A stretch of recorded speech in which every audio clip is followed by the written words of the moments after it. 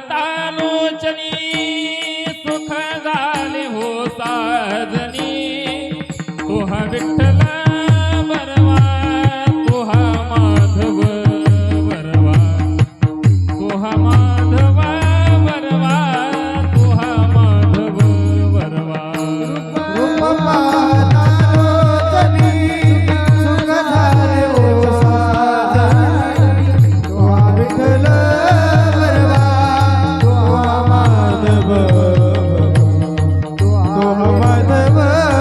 बरवा तुहा माधव बहुत सुकृतांची जोडी म्हणून विठ्ठली आवडी तुहा विठ्ठल बरवा तुहा माधव बरवा तुहा माधव बरवा तुहा माधव बरवा भवत सुकृताची जोडी म्हणून विठ्ठल आवडी तुहा विठ्ठल बरवा तुहा माधव बरवा तुहा माधव बरवा सर्व सुखाचे आगर बाप रखुमाई विवर सर्व सुखाचे आगर बाप रखुमाई विवर तुहा विठ्ठल बरवा तुहा माधव बरवा तुहा माधव बरवा तुहा माधव बरवा सर्व सुखाचे आगर बाप रखुमाई विवर विठ्ठल बरवा तुहा माधव बरवा तुहा माधव जय जय राम कृष्ण हरी जय जय राम कृष्ण हरी जय जय राम कृष्ण हरी जय जय राम कृष्ण हरी जय जय राम कृष्ण हरी राम कृष्ण हरी जय जय राम कृष्ण हरी जय जय राम कृष्ण जय जय राम कृष्ण हरी जय जय राम जय जय राम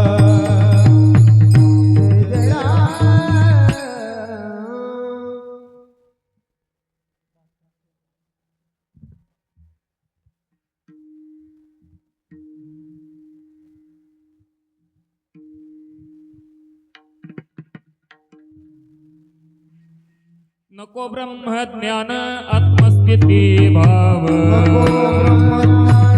आत्मस्थिती भाव नको ब्रह्मज्ञान आत्मस्थिती भाव नको ब्रह्मज्ञान आत्मस्थिती भाव मी भक्त तू देव ऐसे करी भक्त तू देवा ऐसे कर मी भक्त तू देव ऐसे कर दावी रूप मज गोपिकार म्हणा मज गोपिकार म्हणा दावी रूप मज गोपिकार म्हणा मज गोपिकार देवीन चरणावरी माथा देवीना चरणावरी माता देवीना चरणावरी माता पाहिन श्रीमुख देईन लिंगन आईना श्रीमुख देईना लिंगन पाहिन श्रीमुख देईन लिंगन आईना श्रीमुख देईना लिंगन जीवे निंबलोन उतारीन दिवे लिंबलोन उतरेण जीवन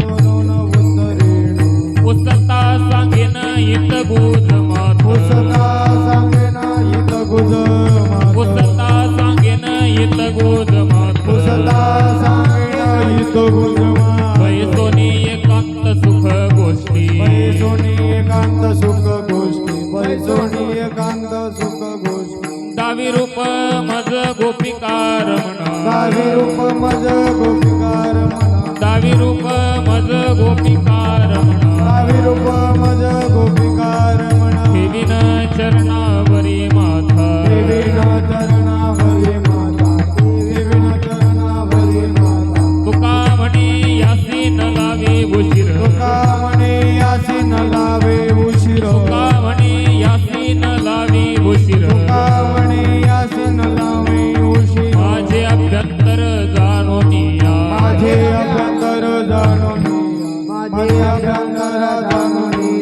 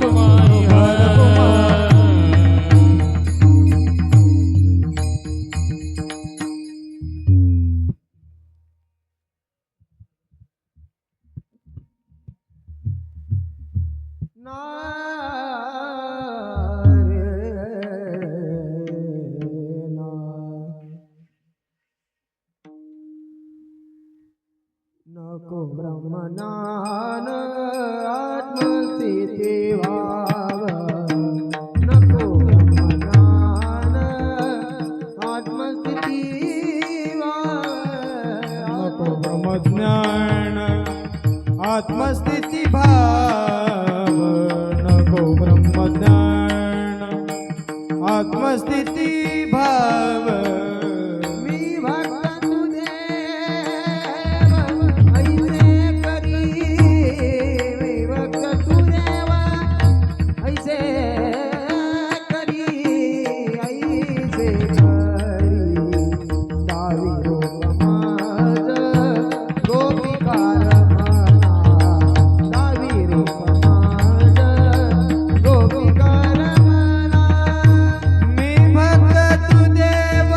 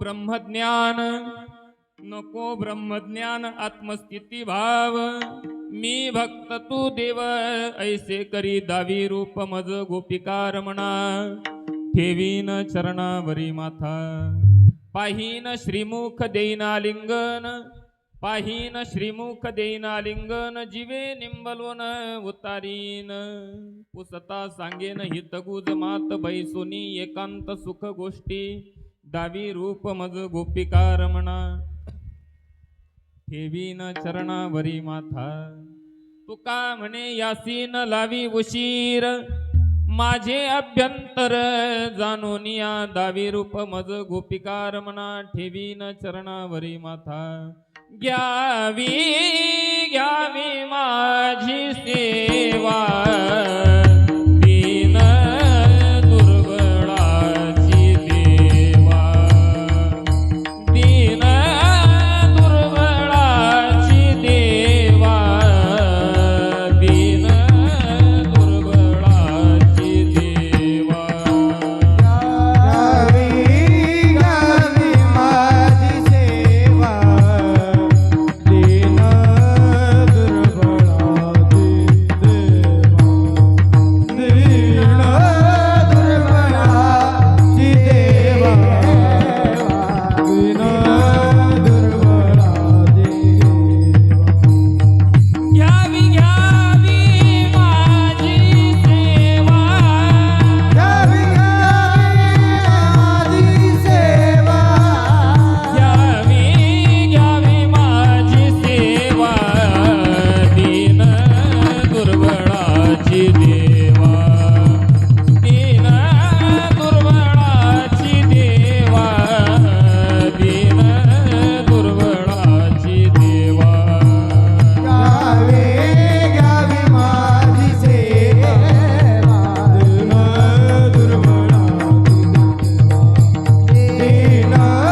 दुर्बळाची देवा दीन दुर्बळाची देवा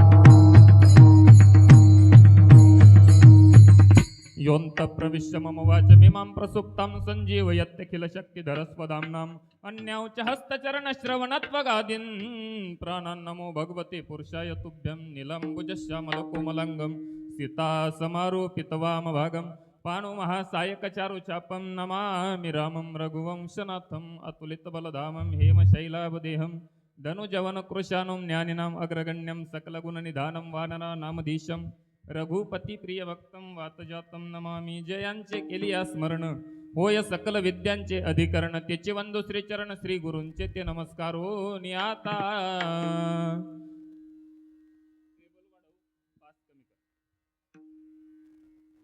ओम नमोजी आद्या वेद प्रतिपाद्या जय जय स्वसंवेद्या आत्मरूपा देवा तुची गणेशू सकलार्थमती प्रकाशू म्हणे निवृत्तीदासू अवधारी जेजू विठाला विठाला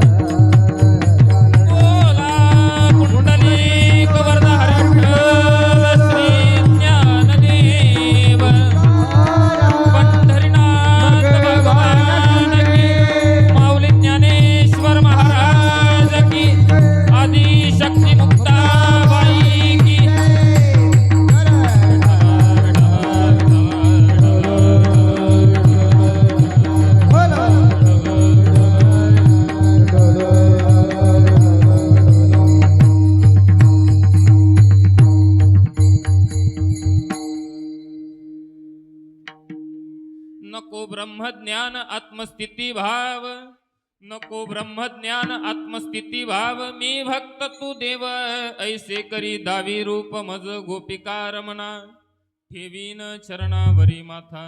प्रस्तुत अखिल कोट ब्रह्मांड नायकाच्या चरणारविंद सेवा समर्पित करण्याकरता निवडलेला अभंग, महान भगवत भक्त वैराग्याचे मूर्तिमंत पुतळे देहू निवासी संत तुकोबराय यांचा 5 चरणाचा परमात्म्याच्या सन्मुख उभं राहून आपल्या अपेक्षा, आपल्या इच्छा, आपली मागणी परमात्म्यासमोर प्रगट करणारा अभंग सेवेसाठी निवडलाय. विठाल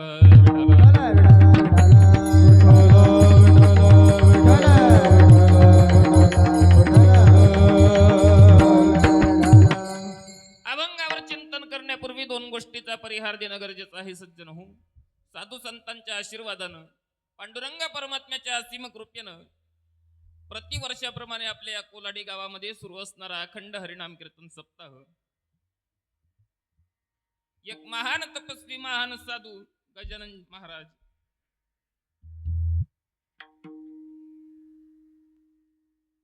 यांच्या प्रगट दिनाप्रित्यर्थ सुरू असणारा हा ज्ञान यज्ञ, सुरू असणारा उत्सव, आणि त्यातली ही 2ऱ्या वर्षाची 7व्या क्रमांकाची कीर्तन सेवा. विठाल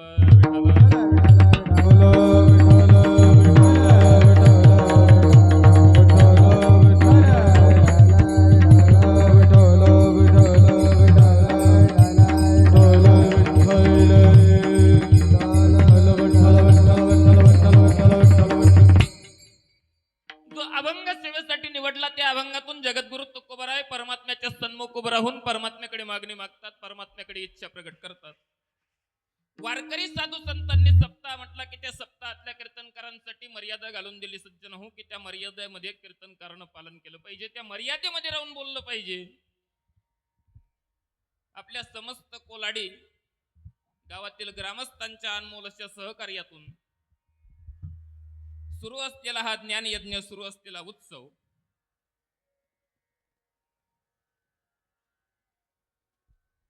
आणि त्या सर्व ग्रामस्थांच्या अनमोल अशा सहकार्यातून सुरू असलेला उत्सव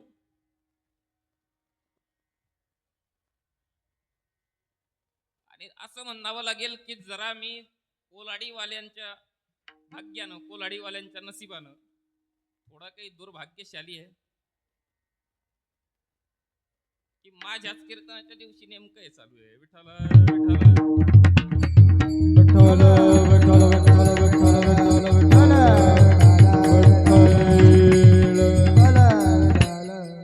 जो अभंग सेवेसाठी निवडला तो जगद्गुरु तुकोबरायांच्या गाथेतील तुकोबरायांचा 5 चरणाचा देवाच्या सन्मुख उभं राहून मागणी मागणारा अभंग. या अभंगातून जगद्गुरु तुकोबराय मागणी मागतात. वारकरी साधू संतांनी दंडक घातला. पहिल्या दिवशी कीर्तनकारानं नामाचं महात्म्य सांगावं, 7व्या दिवशी कीर्तनकारानं आपण 7 दिवस परमात्म्याची जी सेवा केली त्या सेवेच्या मोबदल्यात काहीतरी मागून घ्यावं, आणि 8व्या दिवशी त्या परमात्म्याकडून प्रसाद प्राप्त करून घ्यावा. त्याला काला. विठाला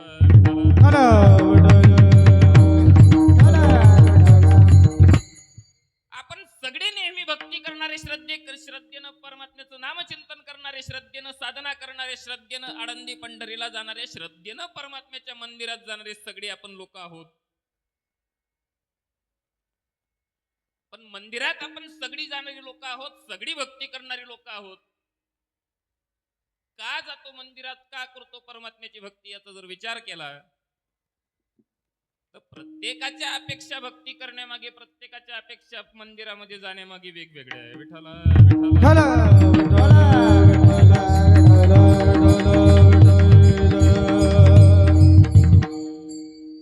प्रत्येकाच्या अपेक्षा भक्ती करण्यामागे, मंदिरात जाण्यामागे वेगवेगळ्या आहे. 7व्या दिवशी देवाकडे मागणी मागावी म्हणून वारकरी साधू संतांनी दंडक घातला, मागणी मागावी. जो तुकोबरायांचा अभंग सेवेसाठी निवडला त्या तुकोबरायांचा जर विचार केला तर तुकोबराय आणि देवाकडे मागणी मागतात. पहिल्यांदा हा विषय मनाला न पटणार आहे. विठाला तुकोबराय देवाकडे मागणी मागतात, हा विषय अगोदर न पटणार आहे. आपण देवाकडे मागणी मागतो यामध्ये नवल नाही, पण तुकोबरायांसारखे संत मागणी मागतात हे नवल वाटण्यासारखं आहे. का नवल वाटण्यासारखं आहे त्याचं कारण असं, तुकोबराय बोलतात, तू काय म्हणे करी ब्रह्मांड ठेंगणे हात पसरी जिने धिक त्याचे, एखाद्या व्यक्तीवर जीवनामध्ये एखाद्या समोर जर हात पसरण्याची वेळ आली तर त्याच्या जीवनाचा धिक्कार असो तुकोबराय सांगतात. किंवा असंही म्हणतात, भिक्षापात्र अवलंबने जडोजी नेला जिरवानी, की ज्याला भिक्षापात्र हातात घेण्याची वेळ आली त्याच्या जीवनाला आग लागो, त्याचं जीवन जडो, तुकोबराय बोलतात. मग तेच तुकोबराय मागणी मागतात. का मागत असतील त्याचं कारण असं, तुकोबरायांना वाटलं कदाचित येणारी जी आपली पिढी आहे, येणारी जी लोक आहेत या महाराष्ट्रामध्ये जन्माला येणारी, त्यांना देवाकडे काय मागावं हे कळलं पाहिजे म्हणून मागणी मागतात. विठाल विठाल विठ्ठल विठ्ठल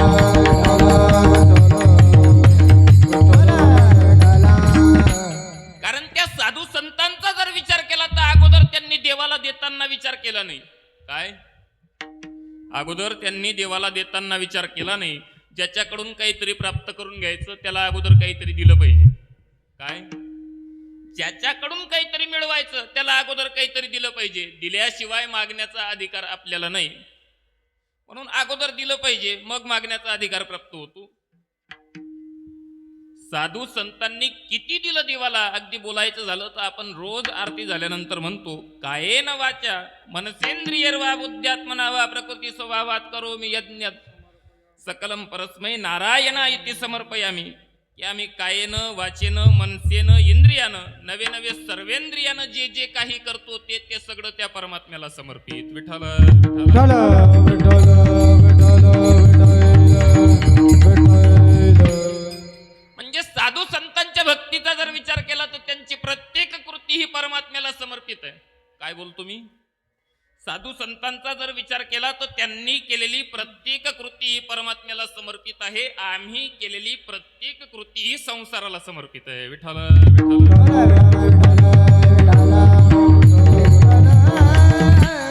आणि म्हणूनच ते मागणं आम्हाला कळावं. देवाकडे का गेलं पाहिजे? मंदिरात का गेलं पाहिजे? का गेलं पाहिजे हो मंदिरात? का गेलं पाहिजे? सगळ्यांना बोलता येतं का? जरी उशिरा सुरू झालं तरी वेळेत अटकेल मी. मला माहिती आहे speed is inversely proportional to time.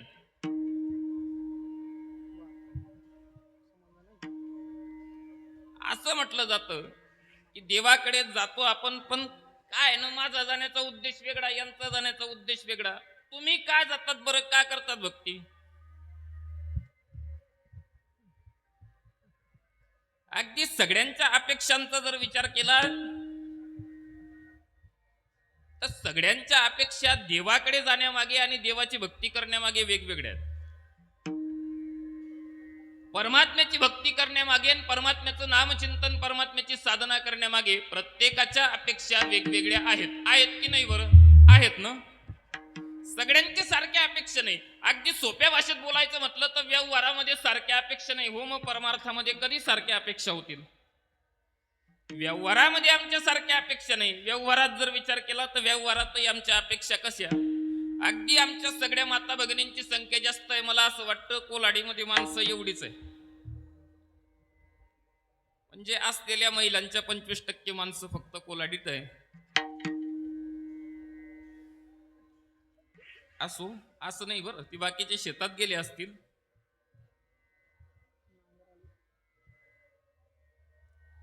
पण तुमची संख्या जास्त आहे म्हणून तुमच्याकडे पाहून जर विचार केला तर सगळ्यांच्या वयाची सरासरी जर काढली तर काही ज्या माता भगिनी आहेत त्या सासू होण्याच्या वयाच्या आहेत, काही माता भगिनी आजी सासू होण्याच्या वयाच्या आहेत, आणि काही माता भगिनी स्वतः सून होण्याच्या वयाच्या आहेत.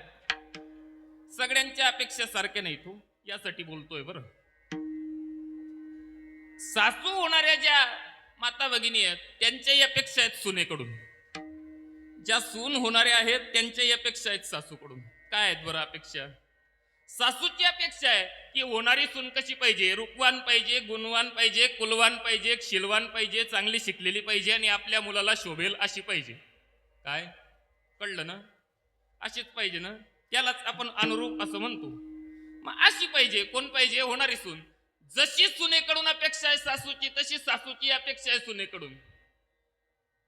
सासूबाई पाहिजे, फक्त फोटो मध्ये पाहिजे. विठाला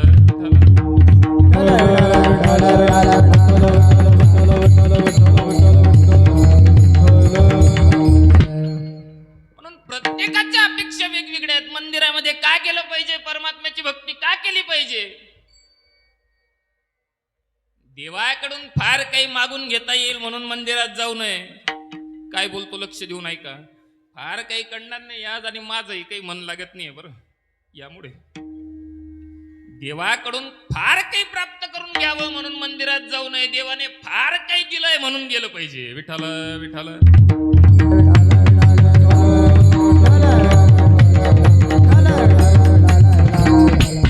देवाकडून जास्त काही प्राप्त करून घ्यावं म्हणून मंदिरात जाऊ नये. देवानं फार काही दिलंय आम्हाला जीवनात म्हणून गेलं पाहिजे हो मंदिरात. तुकोबराय परमात्म्याकडे अपेक्षा करतात. या अभंगातून तुकोबराय परमात्म्याच्या सन्मुख आले आणि परमात्मा तुकोबांना बोलू लागला, तुकोबा 7 पिढ्यांपासून तुमच्या जीवनामध्ये आमची भक्ती आहे. 7 पिढ्यांपासून तुमच्या कुळामध्ये आमची भक्ती आहे, आणि अशी अपेक्षा आहे तुकोबा की त्या भक्तीच्या मोबदल्यात तुम्ही काहीतरी मागून घेतलं पाहिजे. तुकोबराय बोलतात की हे देवा, माझ्या वाडवडिलांनी भक्तीच्या मोबदल्यात काहीतरी मागून घ्यावं ना, हे मुळीच शिकवलं नाही आम्हाला. काही मागणे अमानुचित, काही मागणे अमानुचित, काही न मागणे अमानुचित, काही न मागणे अमानुचित. वडिलांची रीत जाणत असो, वडिलांची रीत जाणत असो, काही मागणे अमानुचित, काही मागणे अमानुचित.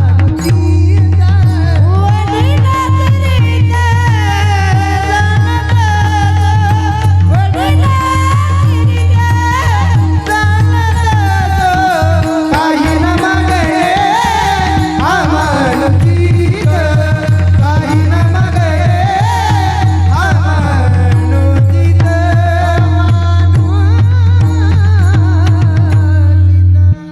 काही मागणे हे आम्हा अनुचित, वडिलांची रीत जाणत असो. तुकोबराय बोलतात की हे देवा, त्या भक्तीच्या मोबदल्यात मागून घेणं हे आम्हाला वाडवडिलांनी शिकवलं नाही. पण तरी सुद्धा तू जर माग म्हणत असशील ना तर मागतो.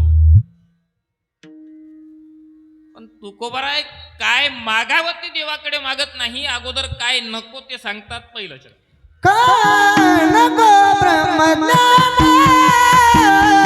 आत्मस्थिती भाव, नको ब्रह्मज्ञान आत्मस्थिती भाव, नको ब्रह्मज्ञान आत्मस्थिती भाव, नको ब्रह्मज्ञान आत्मस्थिती भाव. मी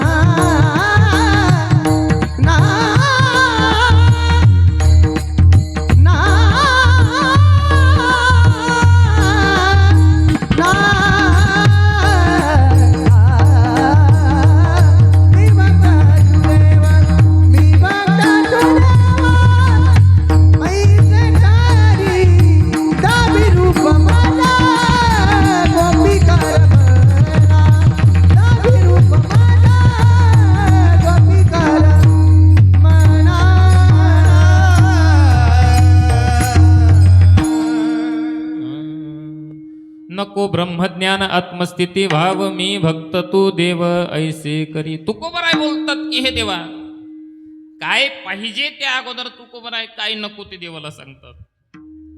देवानं सांगितलं तुकोबराय मागून घ्या, मग मागून घ्या म्हटल्यानंतर जे पाहिजे ते मागितलं पाहिजे का नको ते सांगितलं पाहिजे. देवानं मागून घ्या म्हटल्यानंतर पाहिजे ते मागितलं पाहिजे की नको ते सांगितलं पाहिजे?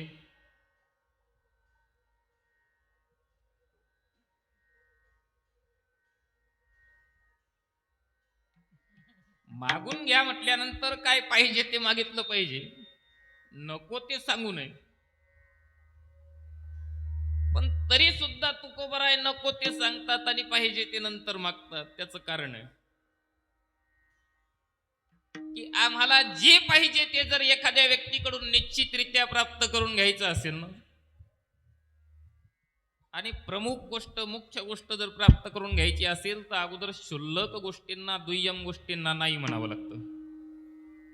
काय बोलतो मी? एखादी मोठी गोष्ट जर मागून घ्यायची असेल तर अगोदर छोट्या गोष्टींना नाही म्हणावं लागतं, तेव्हा मोठी गोष्ट प्राप्त होते. आणि म्हणून अगोदर नको म्हणतात. नको म्हणण्यासारखी तुकोबरायांच्या गात्यात एक प्रमाण नाही, बरीच प्रमाण आहेत की अगोदर तुकोबराय नको म्हणतात आणि मग काय पाहिजे ते मागतात. आणखी अभंग आहे तुकोबरायांचा. दुर्बुद्धी ते म्हणा कदा नुपजो नारायणा, आता मज ऐसे करी तुझे पाय चित्ती धरी.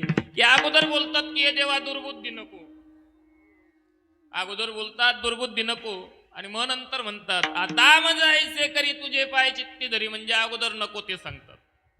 आणखी अभंग आहे तुकोबरायांचा. तुकोबराय त्या अभंगातून बोलतात की देवा काय नको मला.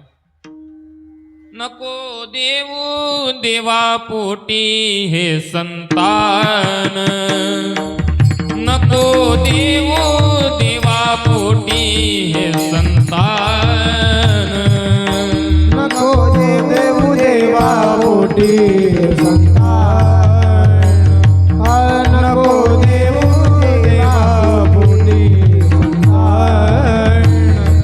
माया जाणे जाण नाटवी, माया जाणे जाण नाटवी, नको देऊ देवा द्रव्य आणि भाग्य, नको देऊ देवा द्रव्य आणि भाग्य. माया नाचवी, माया नाचवी, नको देऊ देवा पोटी संतान, नको देऊ देवा द्रव्य आणि भाग्य.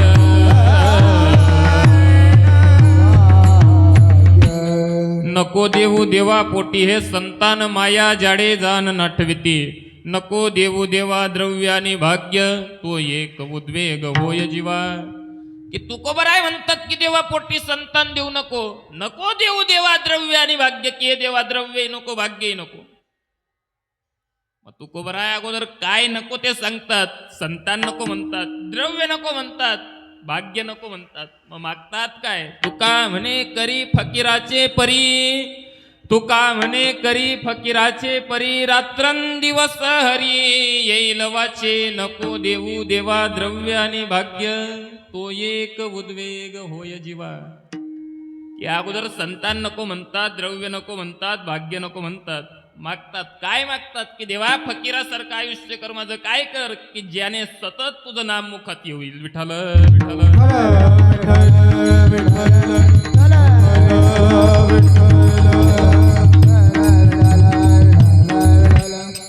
अगदी व्यवहाराच्या भाषेत जर बोलायचं म्हटलं सज्जन हो, तर अगोदर क्षुल्लक गोष्टींना नाही म्हटल्यानं मोठी गोष्ट प्राप्त होते. नवरा बायकोचं भांडण झालं आणि काय झालं, भांडण झाल्यानंतर 4 दिवस एकमेकांशी बोले ना ती. माझ्याकडे का पाहताय तुम्ही, काही कळत नाही मला, तो आमचा विषय नाही बरं. विठाला विठाला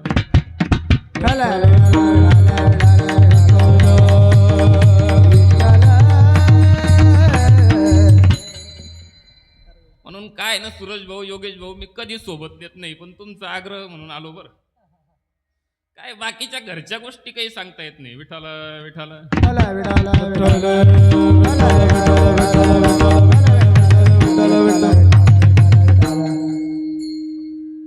मग तो 4 दिवस बोला झाला. याला वाटू लागलं की तो राग घालवला पाहिजे, राग घालवला पाहिजे. काय करावं?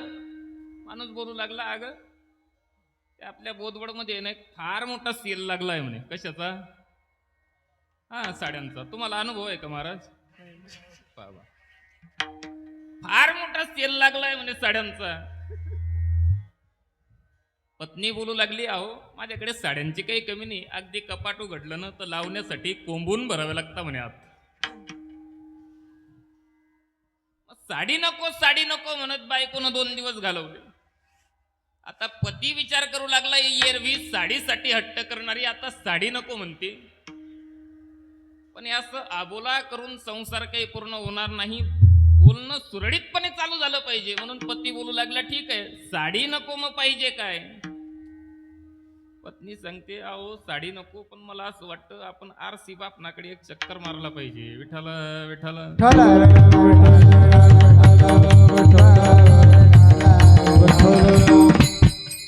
सांगण्याचा उद्देश असा की एखादी चांगली गोष्ट, मोठी गोष्ट जर प्राप्त करून घ्यायची असेल तर क्षुल्लक गोष्टींना नाही म्हणावं लागतं. आणि म्हणूनच तुकोबाराय बोलतात, नको ब्रह्मज्ञान आत्मस्थिती भाव मी भक्त तू देव ऐसे करी. की हे देवा मला ब्रह्मज्ञान नको, आत्मस्थिती भाव नको, पण काय पाहिजे? मी भक्त आणि तू देव ऐसे करी. की हे देवा मी भक्त व्हावा आणि तू देव होऊन त्या भक्ती सुखाचा आनंद मला प्राप्त व्हावा. विठाला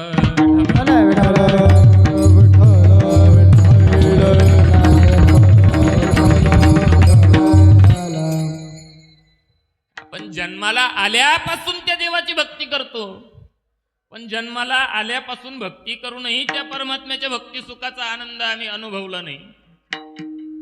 जन्माला आल्यापासून त्या परमात्म्याची भक्ती करतो, पण तरी सुद्धा त्याच्या भक्ती सुखाचा आनंद आम्ही अनुभवला नाही. का नाही अनुभवला? त्याचं कारण आहे. त्या भक्ती सुखाचा आनंद आम्ही का अनुभवला नाही ना, त्याचं कारण आहे आम्ही निष्ठेनं देवाची भक्ती करत नाही. हो, काय म्हणतोय मी? आम्ही निष्ठेनं देवाची भक्ती करत नाही. कारण आमच्या निष्ठेवर जर बोलायचं म्हटलं तर आम्ही कोणत्या देवतेचे उपासक आहे? हो, कोणत्या देवतेचे उपासक? कोणत्या देवतेचे उपासक आहेत आम्ही?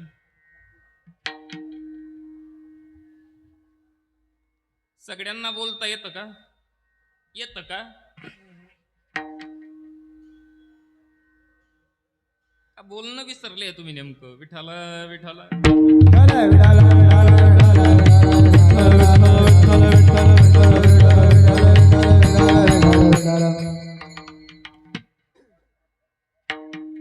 आम्ही जन्मापासून भगवान श्री विठ्ठलाचे, पांडुरंगाचे उपासक आहे.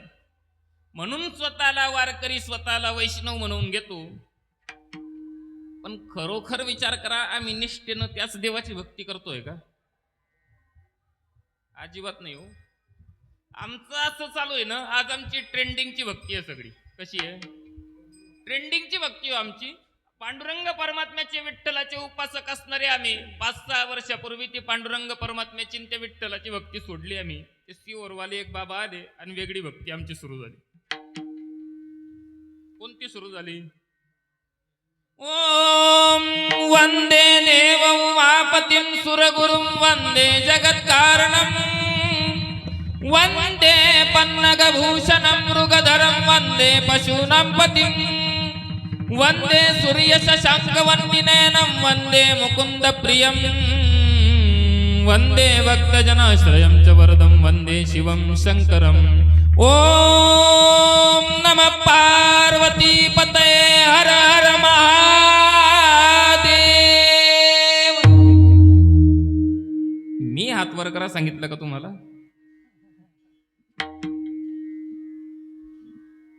म्हणजे आमची भक्ती अशी सुरू झाली. हो, 5-6 वर्षापूर्वी आमची ती भक्तीची दिशा बदलली, दशा बदलली आणि ती वेगळी भक्ती सुरू झाली. कारण सगळा ट्रेंडिंगचा जमाना आहे आणि आता नवीन सुरू झालंय. झालं ना? काय झालं सुरू? 3 बाण तूफानों ने घेर लिया अब राह नजर ना आवे, तुम बिन मेरा कौन जो मेरी बाह पकड़ ले जावे. तूफानों ने घेर लिया अब राह नजर ना आवे, तुम बिन मेरा कौन जो मेरी बाह पकड़ ले जावे.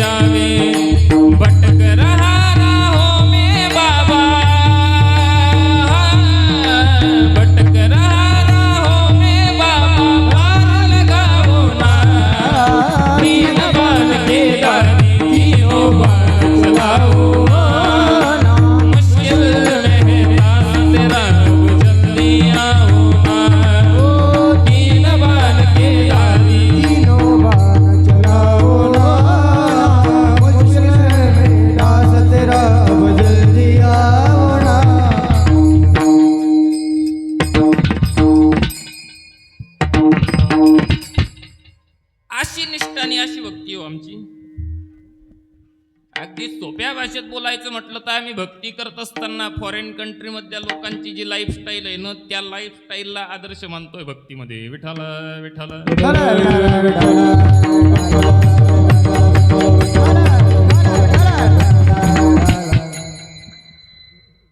फॉरेन कंट्री मधल्या लोकांची लाईफस्टाईल आणि इंडियन कंट्री मधल्या लोकांची लाईफस्टाईल याच्यामध्ये फार मोठं अंतर आहे हो. की भारतातली जी माता भगिनी आहे तिचा जर विचार केला तर भारतातली जीवन पद्धती अशी की अशा माता भगिनी आमच्या देशात आहेत नाही होत्या म्हणावं लागेल.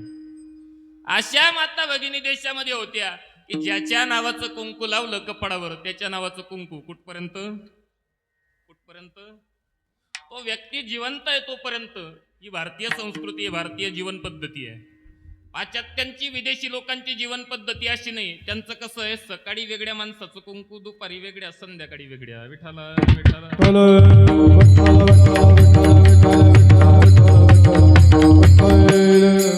मी असं अजिबात म्हणणार नाही की या देवाची भक्ती करू नका त्याचं नामचिंतन करू नका. असं म्हणेल मात्र की मरेपर्यंत ज्याचं करताय ना त्याच करा. विठाला विठाला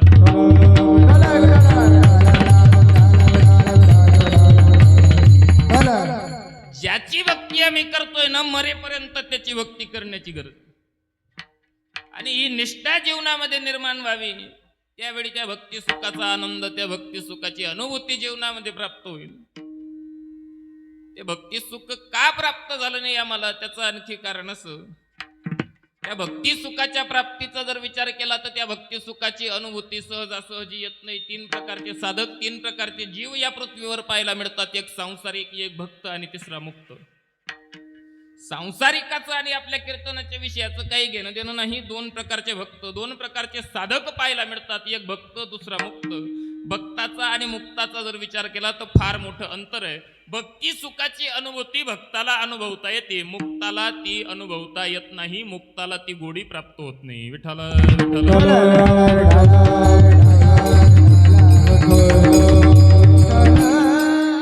कारण तो आनंद जर अनुभवायचा असेल तो आनंद जर प्राप्त करायचा असेल ती गोडी जर प्राप्त करायची असेल तर त्यासाठी एकमेव साधन आहे की आमच्या अंतःकरणामध्ये वृत्ती असायला पाहिजे. आणि मुक्ताचा जर विचार केला तर मुक्ताच्या अंतःकरणातली वृत्ती निवृत्ती अवस्थेला पोहोचली त्यामुळे या भक्ती सुखाचा आनंद त्याला नाही. विठाला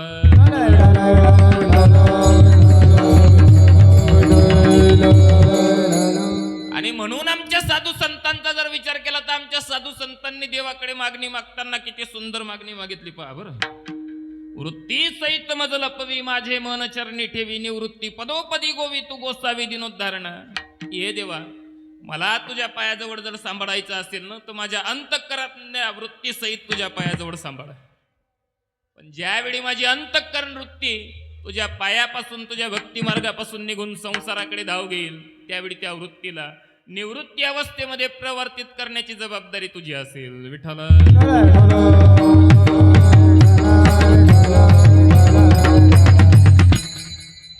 आणि त्या भक्ती सुखाचा त्या परमात्म्याच्या भजनाचा परमात्म्याच्या नामचिंतनाचा आनंद प्राप्त व्हावा म्हणून भक्तच व्हावं लागतं. आणि म्हणून तुकोबराय बोलतात मी भक्त तू देव ऐसे करी.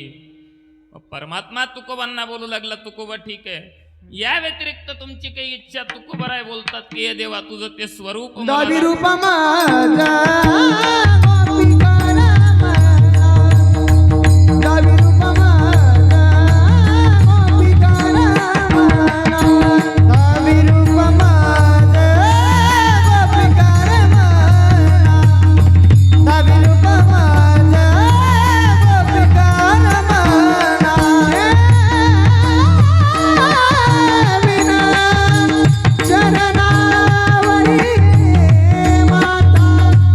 चरणा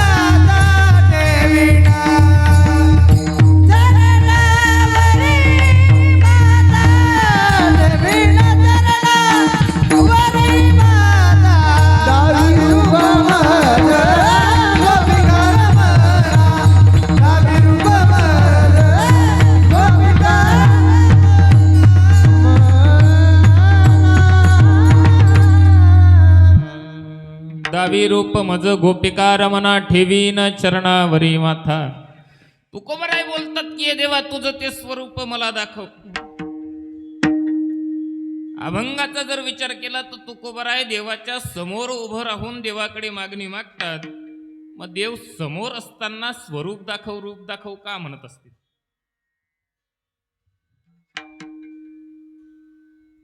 तुकोबराय देवाच्या समोर उभं राहून देवाकडे मागणी मागतात. मग देव समोर असताना रूप दाखव का म्हणत असतील? त्याचं कारण असं की परमात्म्याचं जे स्वरूप आम्ही पाहतो ते परमात्म्याचं खरं स्वरूप नाही. खरं स्वरूप कळावं यासाठी ते स्वरूप आमच्या समोर आणलं गेलं. विठाल विठाल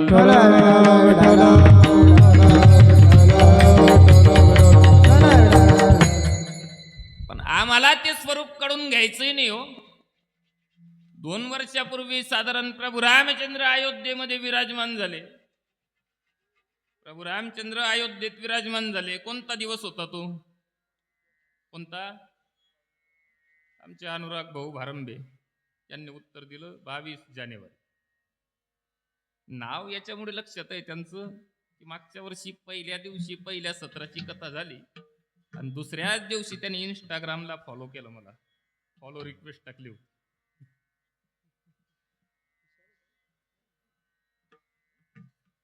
अनुराग भारंबे.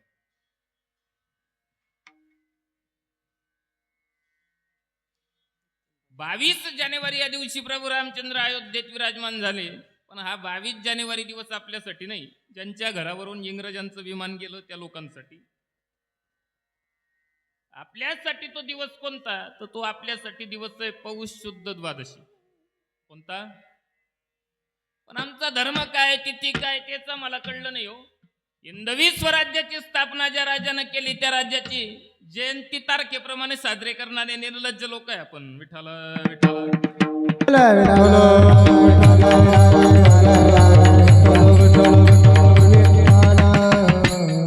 आणि आमच्या तरुणांचा जर विचार केला तर आमच्या तरुणांना आमची सार्थकता धर्माची सार्थकता फक्त एवढ्यावर वाटते. केवढ्यावर माहितीये का? केवढ्यावर? हर घर में अब ये कहना, हर घर में अब ये कहना गूंजेगा, मेरे भारत का बच्चा बच्चा जय जय श्री राम बोलेगा. हर घर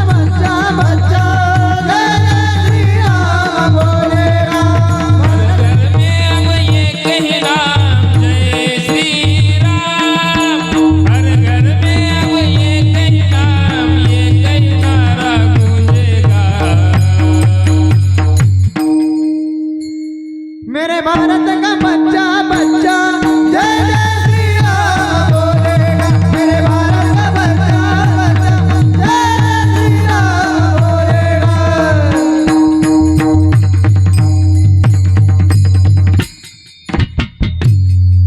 आमच्या स्टेजच्या मागे कूलरच्या मागे बसलेले मुले त्यांचे चेहरे प्रफुल्लित झाले हो. एवढ्यापुरती आमच्या हिंदू धर्मियाची सार्थकता नाही. एक नुकताच 20-22 दिवसापूर्वी आमचा एक सण साजरा केला आम्ही. कोणता?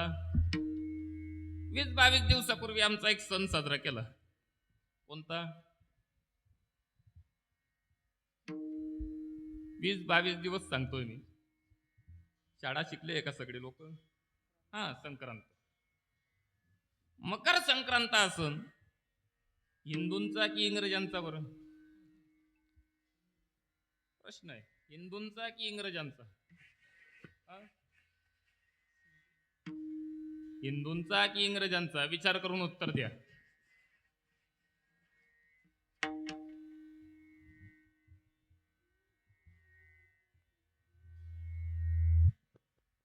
आणि जर हिंदूंचा म्हणाल तुम्ही तर मला सांगा आमच्या इतर सणांप्रमाणे तिथीप्रमाणे काय येत नाही, तो तारखेप्रमाणे काय येतो इंग्रजी महिन्याच्या?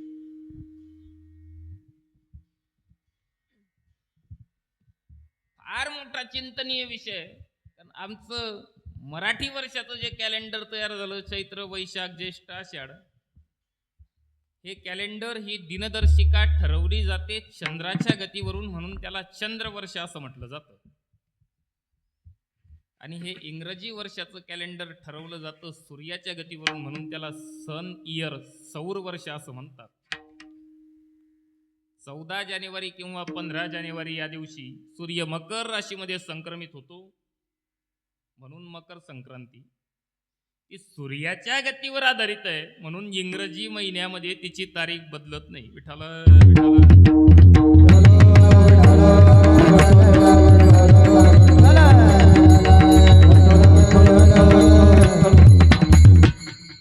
आमचा धर्म काय, आमची संस्कृती काय, हे अगोदर कळणं गरजेचं आहे. काय आमच्या तरुणांच्या बऱ्याच गोष्टी काही कळत नाही मला. आज तरुणांची अपेक्षा आहे का, त्यांना 350 500 सीसीची बुलेट पाहिजे, काय माहिती. 350 सीसी 500 सीसीची बुलेट पाहिजे यांना. जर तिला धावायचं 100 सीसीच्या ऍक्टिवाच्या मागेच असेल तर का पाहिजे. विठाला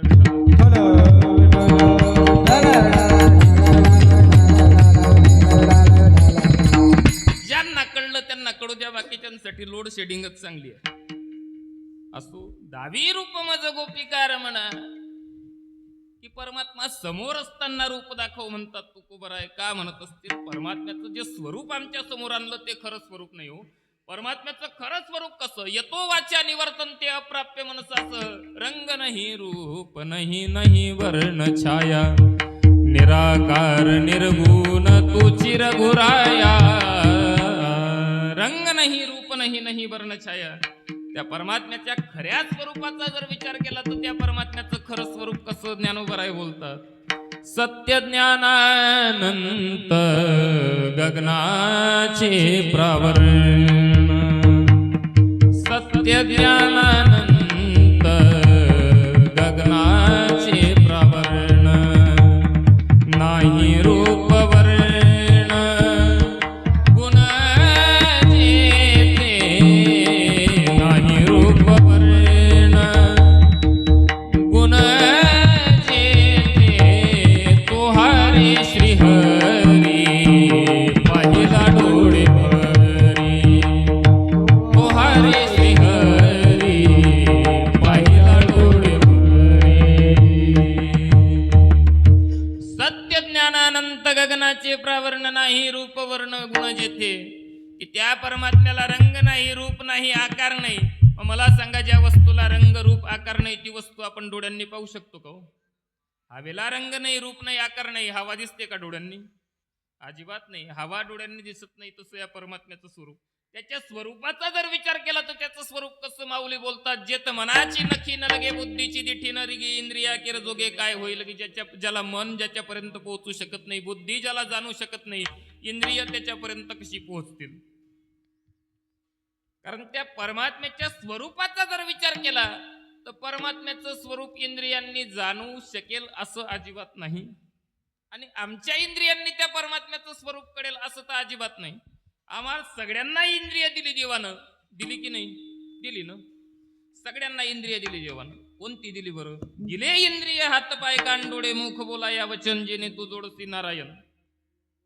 सगळ्यांना दिली. मला सांगा, सगळ्यांना डोळे दिले देवानं, सगळ्यांच्या डोळ्यांचं सामर्थ्य सारखं आहे का? सगळ्यांच्या डोळ्यांचं सामर्थ्य सारखं नाही. काही 80-85 वर्षाची म्हातारी लोक बिना चष्म्यानं पेपर वाचणारी पाहायला मिळतात. 10-15 वर्षाची मुलं, त्यांना फार मोठा चष्मा लागलाय हो. का? सगळ्यांना इंद्रिय दिली देवानं, सगळ्यांच्या इंद्रियांचं सामर्थ्य सारखं नाही. सगळ्यांच्या इंद्रियांचं सामर्थ्य सारखं नाही.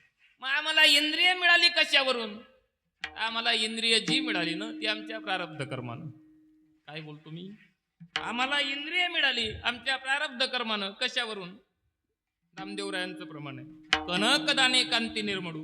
की आपण जर मागच्या जन्मामध्ये सुवर्णदान केला असेल तर आपल्याला गोरा रंग प्राप्त होतो. काय? मागच्या जन्मात जर सुवर्णदान केला असेल तर गोरा रंग प्राप्त होतो. म्हणून आता लगेच कॉलर काही टाईट करू नका बरं. एक गाणंही होतं पूर्वी, गोरे रंग पे न इतना गुमान कर. म्हणजे आपल्याला इंद्रिय मिळतात ते आपल्या प्रारब्धानं, आपण केलेल्या कर्मानं. आणि परमात्म्याचा जर विचार केला तर परमात्मा जाणला जातो भक्तीच्या जोरावर. मग मला सांगा, कर्माने मिळालेली, प्रारब्धाने मिळालेली इंद्रिय भक्तीनं जाणल्या जाणाऱ्या परमात्म्यापर्यंत कशी पोहोचवतील? विठ्ठल विठ्ठल.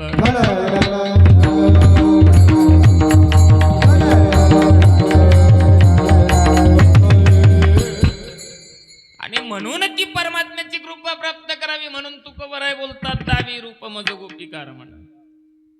कारण त्या परमात्म्याचं खरं स्वरूप काढण्यासाठी एकतर परमात्म्याची कृपा झाली पाहिजे किंवा संतांची कृपा झाली पाहिजे, तर परमात्म्याचं खरं स्वरूप कळतं.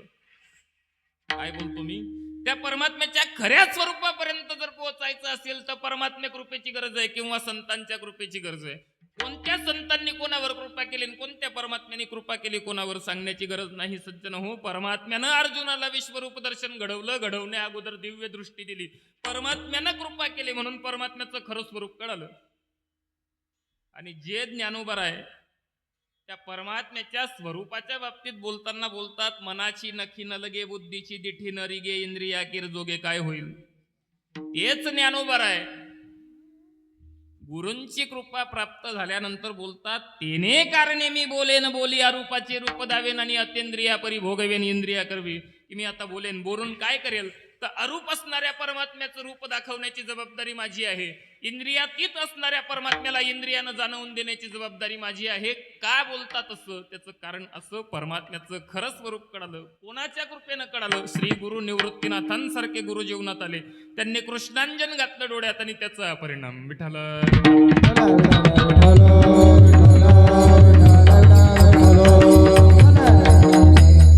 मी बोलत नाही, ज्ञानोबर आहे त्यांचा अनुभव सांगतात. कृष्णांजन एक वेळा डोळा घालिता आढळ, तिमीर दुःख गेले फिटले भ्रांती पडळ.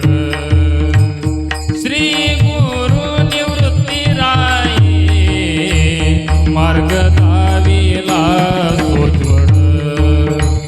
बाप रखुमा देवी वरु विठ्ठल दिनाचा दयाळ, धर्म जागो सदैवाचा जीवावर उपकारी.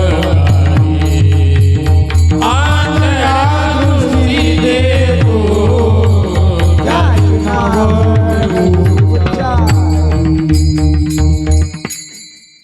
कृष्णांजन एक वेळा डोळा घालित आढळ, तिमीर दुःख गेले फिटले भ्रांती पडळ. श्री गुरु निवृत्तीराय मार्ग दाविला सोजवड.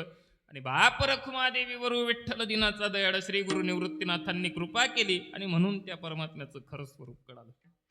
ते खरं स्वरूप काढण्यासाठी एकतर परमात्म्याच्या कृपेची गरज आहे किंवा ते खरं स्वरूप काढण्यासाठी एकतर देवाच्या कृपेची गरज आहे. तुकोबराय विचार करतात ते परमात्म्याचं खरं स्वरूप कळावं, देवाची ती कृपा संपादन करावी म्हणून तुकोबराय बोलतात, दावी रूप मज गोपिकार म्हणा. कारण ते स्वरूप काढणं गरजेचं आहे. ज्याची भक्ती आम्ही करतो, ज्याची भक्ती करतो त्या श्री विठ्ठलाचं, त्या पांडुरंगाचं स्वरूप कसं आहे हो? त्याचं स्वरूप कसं आहे? त्याचं स्वरूप सुंदर ते ध्यान उभे विटेवरी, करकटावरी ठेवूनिया, करकटावरी ठेवूनिया. तुळशी हार गळा काशी पितांबर, तुळशी हार गळा काशी पितांबर. राजाचा कुमार मदनाचा पुतळा,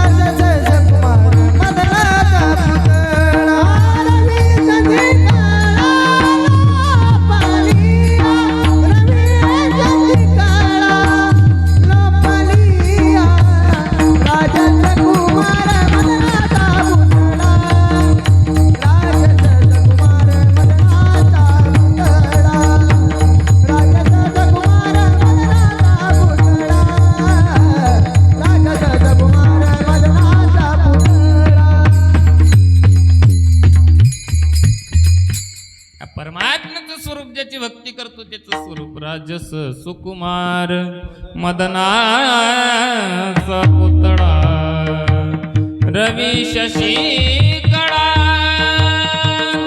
गोपलिया राजस सुकुमार मदनाचा पुतळा असं त्या परमात्म्याचं स्वरूप ते स्वरूप कळावं यासाठी दावी रूप मज गोपिकार म्हणा हे पांडुरंगाचं स्वरूप. बरं ज्याचं चरित्र आपण 7 दिवस श्रवण केलं कोणाचं चरित्र श्रवण केलं?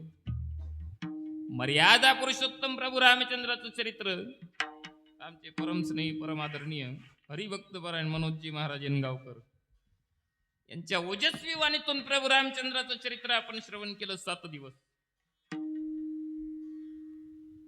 प्रभू रामचंद्राचं चरित्र शिकवता आपल्याला जीवन कसं जगावं ते. मी असं म्हणतो की आर्ट ऑफ लिव्हिंग वाल्यांनी आमच्या रामकथेतून चोरलेली तत्व आहे सगळी. विठाला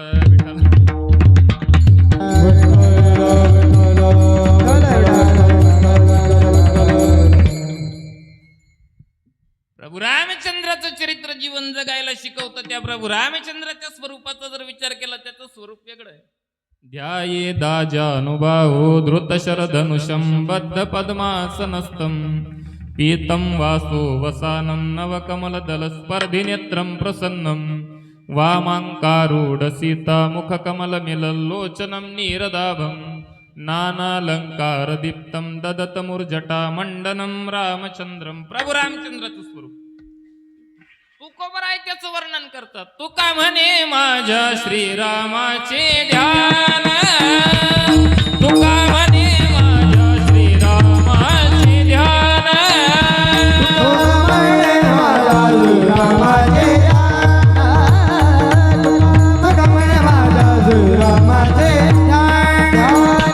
हाती चाप बाण शोभत से हाती चाप बाण शोभत से हाती चाप बाण शोभत से दक्षिणेसी उभा बंधू लक्ष्मण दक्षिणेसी उभा बंधू लक्ष्मण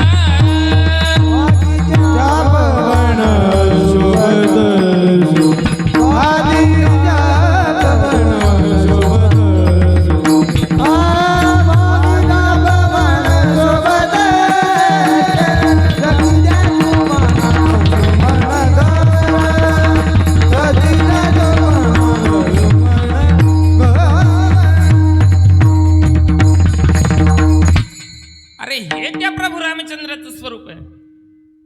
प्रभू रामचंद्राच्या स्वरूपाचा जर विचार केला तर असं ते स्वरूप आमच्या अंतःकरणामध्ये प्रगट जर झालं तर खऱ्या अर्थाने या रामकथेची सार्थकता आहे, अन्यथा नाही. एका व्यक्तीने एका महात्म्याला प्रश्न विचारला की महाराज आज काय होतंय ना, कॅलेंडरमध्ये 2 दिवस रामनवमी येते, कॅलेंडरमध्ये 2 दिवस रामनवमी येते, 2 दिवस गोकुळाष्टमी येते, आम्ही नेमका उपवास करावा कोणत्या दिवशी, पहिल्या की दुसऱ्या? पहिल्या दिवशी की दुसऱ्या दिवशी? केव्हा केला पाहिजे? मला असं वाटतं कोलाडी मधली पुरुष मंडळी फार सुखी हो.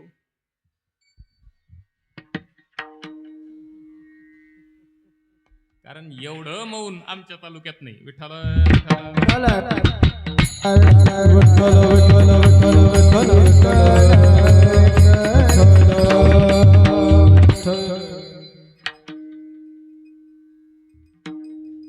दोन दिवस गोकुळाष्टमी, 2 दिवस रामनवमी येते, कोणत्या दिवशी उपवास केला पाहिजे? दुसऱ्या दिवशी आमची काही मंडळी म्हणतात. कारण आपला दिवस सुरू होतो. कधी सुरू होतो आपला दिवस? आपला दिवस नवीन दिवस सुरू होतो. आपला कधी सुरू होतो? कधी सुरू होतो आपला नवीन दिवस?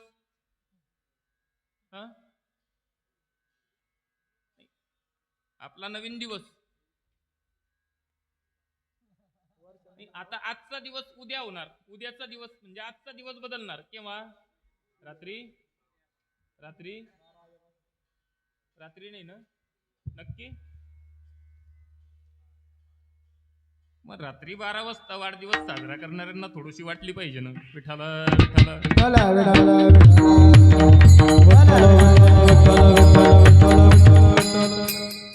आपला दिवस सूर्योदयाला सुरू होतो. त्या महात्म्यानं उत्तर दिलं की बाबा रे, त्या 2 दिवसाचा विचार सोडून दे. वर्षातल्या 365 दिवसापैकी कोणताही दिवस रामनवमी समज, पण कोणता दिवस अट आहे त्याच्यासाठी की ज्या दिवशी तुझं अंतःकरण विकाररहित होऊन त्यामध्ये प्रभू रामचंद्राचं प्रागट्य होईल ना, तो दिवस खरा रामनवमी. विठाल विठाल.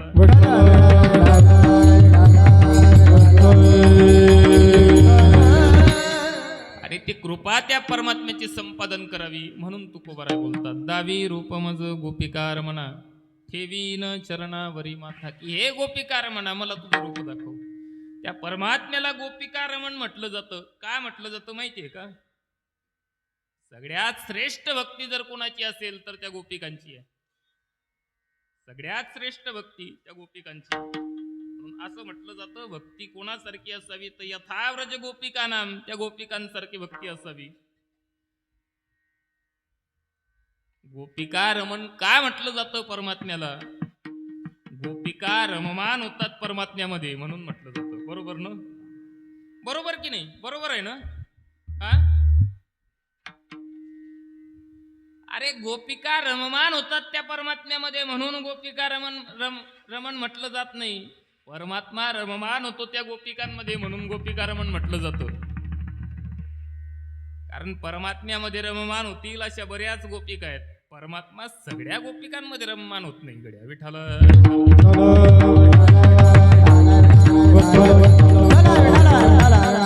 दावी रूपमज गोपिका रमना ठेवी न चरणावरी माता. की देवा, तू जर ते स्वरूप दाखवलं ना तर मी तुझ्या चरणावर मस्तक ठेवी. कारण ते स्वरूप मुळात काय ते आम्हाला कळलं नाही हो. आम्ही मंदिरात परमात्म्याच्या दर्शनासाठी जातो. दर्शनासाठी गेल्यानंतर ते स्वरूप, खरं स्वरूप ते आम्हाला अजिबात कळलं नाही. समजा 2 मंदिर आहे गावात प्रभू रामचंद्राची. एका मंदिरामध्ये फार मोठी गर्दी आहे, एका मंदिरात अजिबात गर्दी नाही. कोणत्या मंदिरात व्यवस्थित दर्शन झाल्यासारखं वाटेल आपल्याला? जिथं गर्दी नाही तिथं. म्हणजे याचा अर्थ आमचा अट्टा असा आहे, त्या परमात्म्याची मूर्ती डोळे भरून पाहता आली पाहिजे, तिला हात लावता आला पाहिजे, तिच्या चरणावर मस्तक ठेवता आलं पाहिजे. थोडक्यात आम्ही परमात्म्याच्या दर्शनासाठी नाही, मूर्तीच्या दर्शनासाठी जाणारी लोक आहे सगळी. विठाला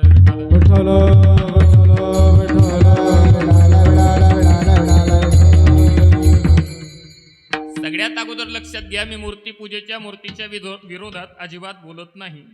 की मूर्ती खरं स्वरूप नाही आणि आमचा अट्टा असतोच आहे की मूर्ती डोळे भरून पाहता यावी, तिला स्पर्श करता यावा. आमचे साधू संत गर्दीमध्येही परमात्म्याचं यथार्थ दर्शन झाल्यासारखं मानतात. का मानतात? त्यांच्या दृष्टीनं खरी भक्ती, खरा भक्तियोग वेगळा आहे. त्यांच्या दृष्टीनं भक्तियोग कोणता? जे जे भेटी जे भूत ते ते मानी जे भगवंत. आणि हा भक्तियोग निश्चित जाणं माझा. त्या मंदिरात परमात्म्याच्या दर्शनासाठी आलेली जी सगळी लोक आहेत ना, त्यांच्यामध्ये परमात्म्याचं दर्शन करणं हा खरा भक्तियोग आहे. विठ्ठल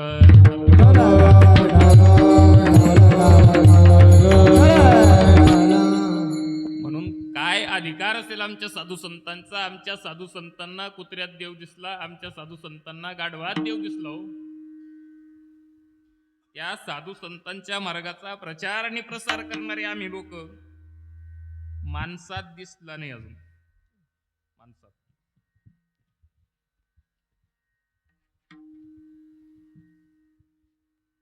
कीर्तन सुरू होण्याच्या अगोदर आमच्या मंडळींनी एक सांगितलं मला, आणि महाराज कीर्तन झालं ना की या माळ आणलाय म्हणे आम्ही 5, तुमच्याकडेच ठेवा. आणि आमच्या 5 मुख्य कार्यकर्त्यांच्या गड्यामध्ये माळ तुमच्या हातानं घाला.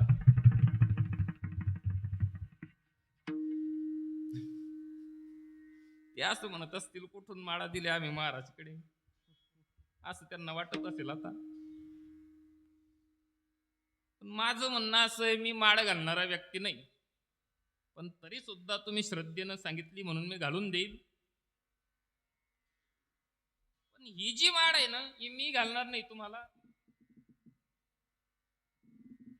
ही माळ तुम्हाला तुकोबराय, ज्ञानोबराय घालणार आहे असं समजा.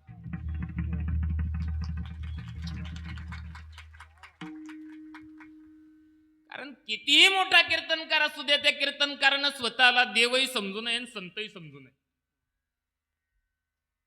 किती मोठा कीर्तनकार असला तरी त्या कीर्तनकारानं स्वतःला देवही समजू नये आणि स्वतःला संतही समजू नये. आम्ही संतही नाही आणि देवही नाही. आम्ही कोण आहे माहितीये का? माहितीये का? मला असं वाटतं आम्ही सगळी कीर्तनकार लोक फक्त आणि फक्त पोस्टमन आहे. विठाला विठाला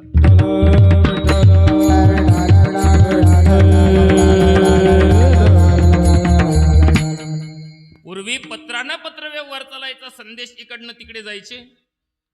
पत्रामध्ये संदेश लिहिलेला जायचा. लहान व्यक्तीनं जर मोठ्या व्यक्तीस पत्र लिहिलं तर तो म्हणायचा तीर्थरूप व्यक्ती शिरसाष्टांग नमस्कार.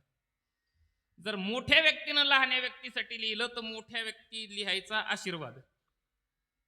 मला सांगा, छोट्यानं मोठ्यासाठी केलेला नमस्कार किंवा मोठ्यानं छोट्यासाठी दिलेला आशीर्वाद याचा संबंध मोठ्याचा आणि मोठ्याचा आणि छोट्याचा डायरेक्ट आहे. पोस्टमनचा पत्र नेणाऱ्याचा काही संबंध आहे का हो त्याच्याशी? आशीर्वादाशी किंवा त्या नमस्काराशी पोस्टमनचा अजिबात संबंध नाही. पोस्टमनने तसं समजूही नाही. विठाला विठाला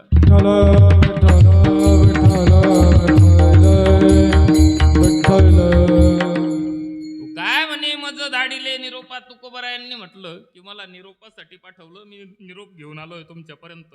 मग तुकोबरायांसारखे संत जर स्वतःला निरोपासाठी पाठवलं असं म्हणत असतील तर आम्ही स्वतःला देव किंवा संत अजिबात म्हणू नये. कारण तुकोबरायां एवढा त्याग आणि तुकोबरायां एवढं समर्पण आज तरी कोणाच्या जीवनात पाहायला मिळत नाही. विठाला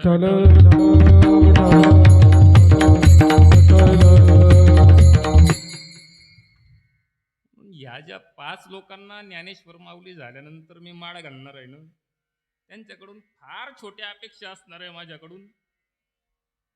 त्यांच्याकडून फार छोट्या अपेक्षा असणार आहे. काय अपेक्षा असणार आहे त्या मी तुमच्या समोर नाही सांगणार, त्यांना एकांतात सांगेल. विठाला विठाला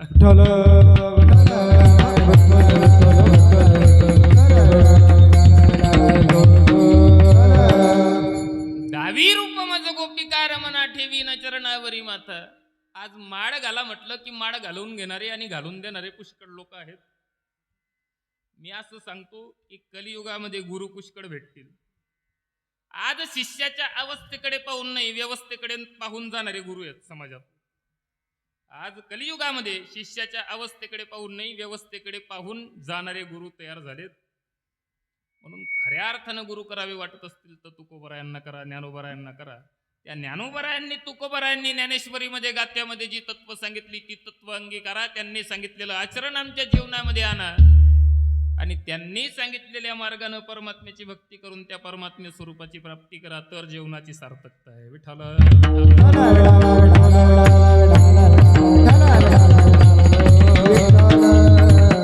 कारण महापुरुषाचं जीवन सामान्य नाही हो. महापुरुषाचं जीवन सामान्य नाही. आपल्या देशामध्ये एक फार मोठे साधू, फार मोठे तपस्वी, फार मोठे महात्मा व्यक्ती होऊन गेला, ज्यांचं नाव स्वाध्याय परिवाराचे प्रणेते.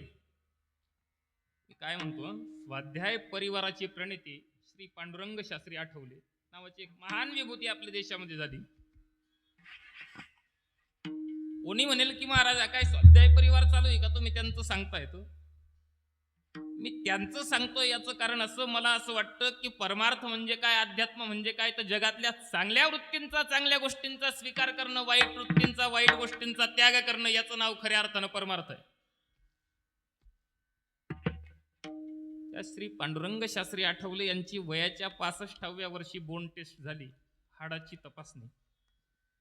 आणि ती हाडाची तपासणी करणाऱ्या वैद्यकानं, त्या डॉक्टरनं पांडुरंग शास्त्री आठवले यांना ती टेस्ट झाल्यानंतर प्रश्न विचारला की अहो तुम्ही करता काय म्हणे नेमकं. म्हणे काय झालं. आणि त्याचं कारण असं, मी तुमची बोन टेस्ट केली, तुमची हाडाची तपासणी केली, तपासणी केल्यानंतर असं लक्षात आलं की एखाद्या व्यक्तीनं 150 वर्ष जर काबाड कष्ट केली तर 150 वर्ष काबाड कष्ट केल्यानंतर त्याची हाडं जितकी झिजतात ना तितकी तुमची हाडं झिजली आहे वयाच्या 65व्या वर्षी.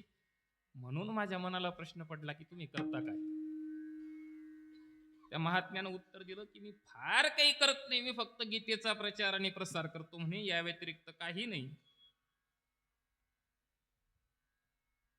पांडुरंग शास्त्रींनी उत्तर दिलं काय करतो, मी फक्त गीतेचा प्रचार आणि प्रसार करतो, याच्या व्यतिरिक्त काही नाही. तो तपासणी करणारा वैद्य बोलू लागला की अहो वयाच्या 65व्या वर्षी 150 वर्ष काबाड कष्ट करण्या इतपत तुमच्या हाडांची झीज झाली आहे आणि तुम्ही सांगता की मी नुसती गीतेचा प्रचार आणि प्रसार करतो. मग करता का? पांडुरंग शास्त्री आठवले यांनी उत्तर दिलं की मानव याची झालेली घसरण मला पाहवत नाही म्हणून करतो. विठाला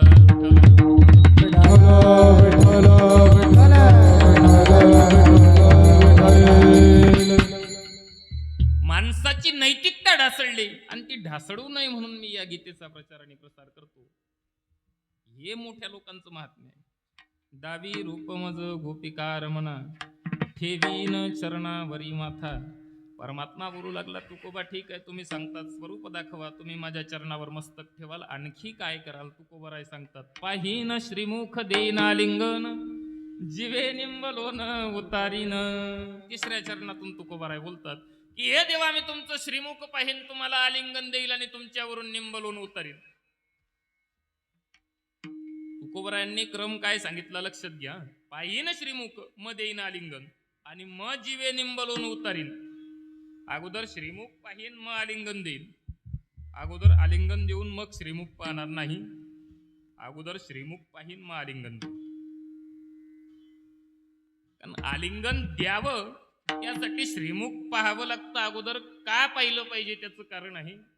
आलिंगन देत असताना चुकीच्या व्यक्तीला दिलं जाऊ नये म्हणून. व्यवहारामध्ये आपण एका दिवशी आलिंगन देतो एकमेकांना. कोणत्या दिवशी? दसऱ्याच्या दिवशी. समजा गल्लीमध्ये 10-12 लोक एकत्रित आली आणि एकत्रित आल्यानंतर आपलं ज्याच्याशी हाड वैर आहे असा माणूस समोर आला. ही आजूबाजूला फार मोठी मोठी अड्डा लोक आहेत, पण इच्छा नसताना सुद्धा छातीशी लावतो त्याला. इच्छा नसतानाही, मनात कुठल्याही प्रकारची आवड नसताना, प्रेम नसताना आलिंगन देतो. तसा प्रकार घडू नये म्हणून तुकोबराय बोलतात पाहीन श्रीमुख देईन आलिंगन, की देवा अगोदर श्रीमुख पाहीन आणि मग आलिंगन देईन. कारण आलिंगन द्यावं असं जर वाटत असेल तर 2 लोकांना दिलं पाहिजे, एक देव किंवा संत. देवाला आलिंगन दिल्यानं होणारा फायदा वेगळा, संतांना आलिंगन दिल्यानं होणारा फायदा वेगळा. देवाला आलिंगन दिलं, परमात्म्याचा परममित्र सुदाम्यानं फायदा झाला जीवनात. शुद्ध भाव देखून या गाव सोनियाचा दिला गा. की परमात्म्यानं सुदाम्याला आलिंगन दिलं, सुदाम्याचं गाव सोन्याचा केलं.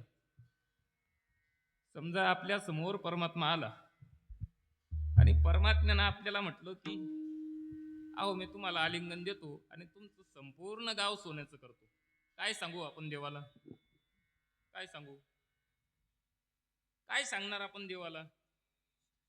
आपण देवाला सांगणार की हे देवा आलिंगन देऊन माझं घर सोन्याचं करता येईल तर पाय, गाव सोन्याचं करण्याच्या भानगडीत पडू नको. आणि गाव सोन्याचं करणार असशील तर मला आलिंगनही देऊ नको. विठाला विठाला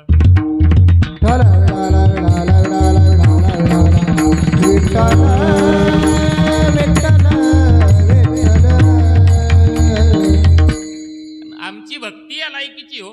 स्वर्गात जाणे इतपत, परमात्म्याची प्राप्ती करणे इतपत भक्ती नाही आमची. काय म्हणतो मी? परमात्म्याची प्राप्ती करणे इतपत भक्ती नाही. अगदी सगळ्यांचे चेहरे पाहतो म्हणून बोलतो.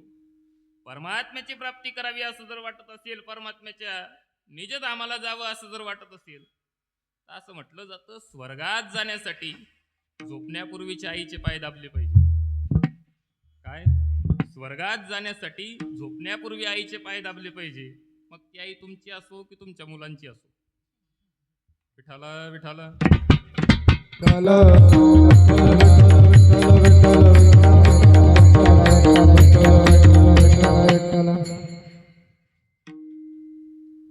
त्या लेव्हलची भक्ती आमच्या अंतःकरणामध्ये निर्माण व्हावी की देवाला आलिंगन दिल्यानं होणारा फायदा, संतांना आलिंगन दिल्यानं होतो फायदा. आलिंगन घडे मोक्ष सायोज्यता जोडे, सायुज्य मुक्तीची प्राप्ती होते. आलिंगने संताची या दिव्य झाली माझी काया, मस्तक हे पायावरी त्यांच्या ठेवितो. की त्या संतांना आलिंगन दिल्यानं काया दिव्य होते आणि म्हणून संतांना आलिंगन दिल्यानं हा फायदा. म्हणून तुकोबराय बोलतात पाहीन श्रीमुख देईन आलिंगन. आणि आलिंगन देऊन थांबणार नाही देवा. जीवे निंबलोन उतारीन, की हे देवा तुझ्यावरून निंबलोन उतारील. तुला जर कोणाची वाईट दृष्ट झाली असेल ना ती दृष्ट काढणार नाही.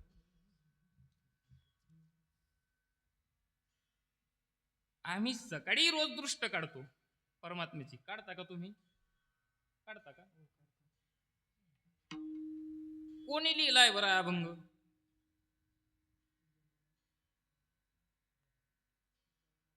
जनाबाईने लिहिला नाही बरं, जनाबाईच्या नावाने खपवलाय आम्ही फक्त. विठाला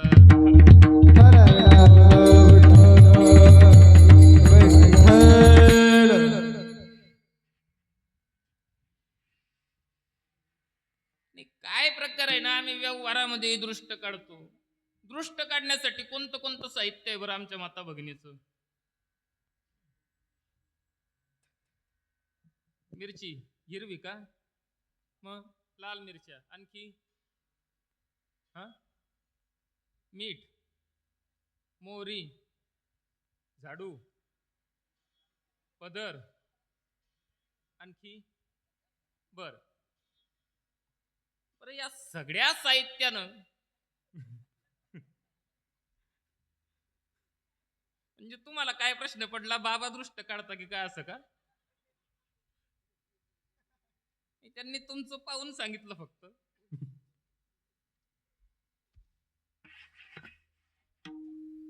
बरं या सगळ्या साहित्याने दृष्ट काढत असताना आमच्या माता भगिनी कोणत्या देवाचा जप करता काय माहिती? अविरत जप सुरू असतो त्यांचा. कोणत्या देवाचा जप करता तुम्ही?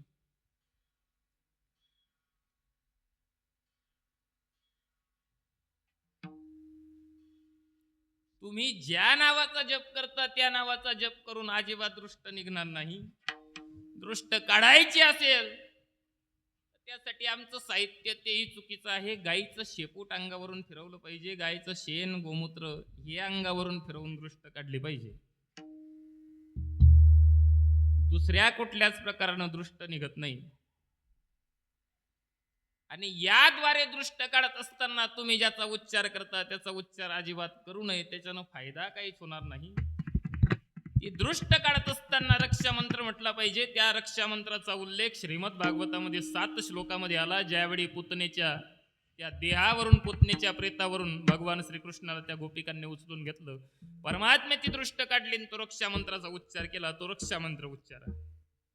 दृष्ट काढत असताना रक्षा मंत्र पाठ नसेल, रक्षा मंत्र येणार नसेल तर राम रक्षा स्तोत्र म्हटलं पाहिजे. याच्यानं या बालकाची, आमच्या बालकाची खऱ्या अर्थानं रक्षा आहे. विठाला विठाला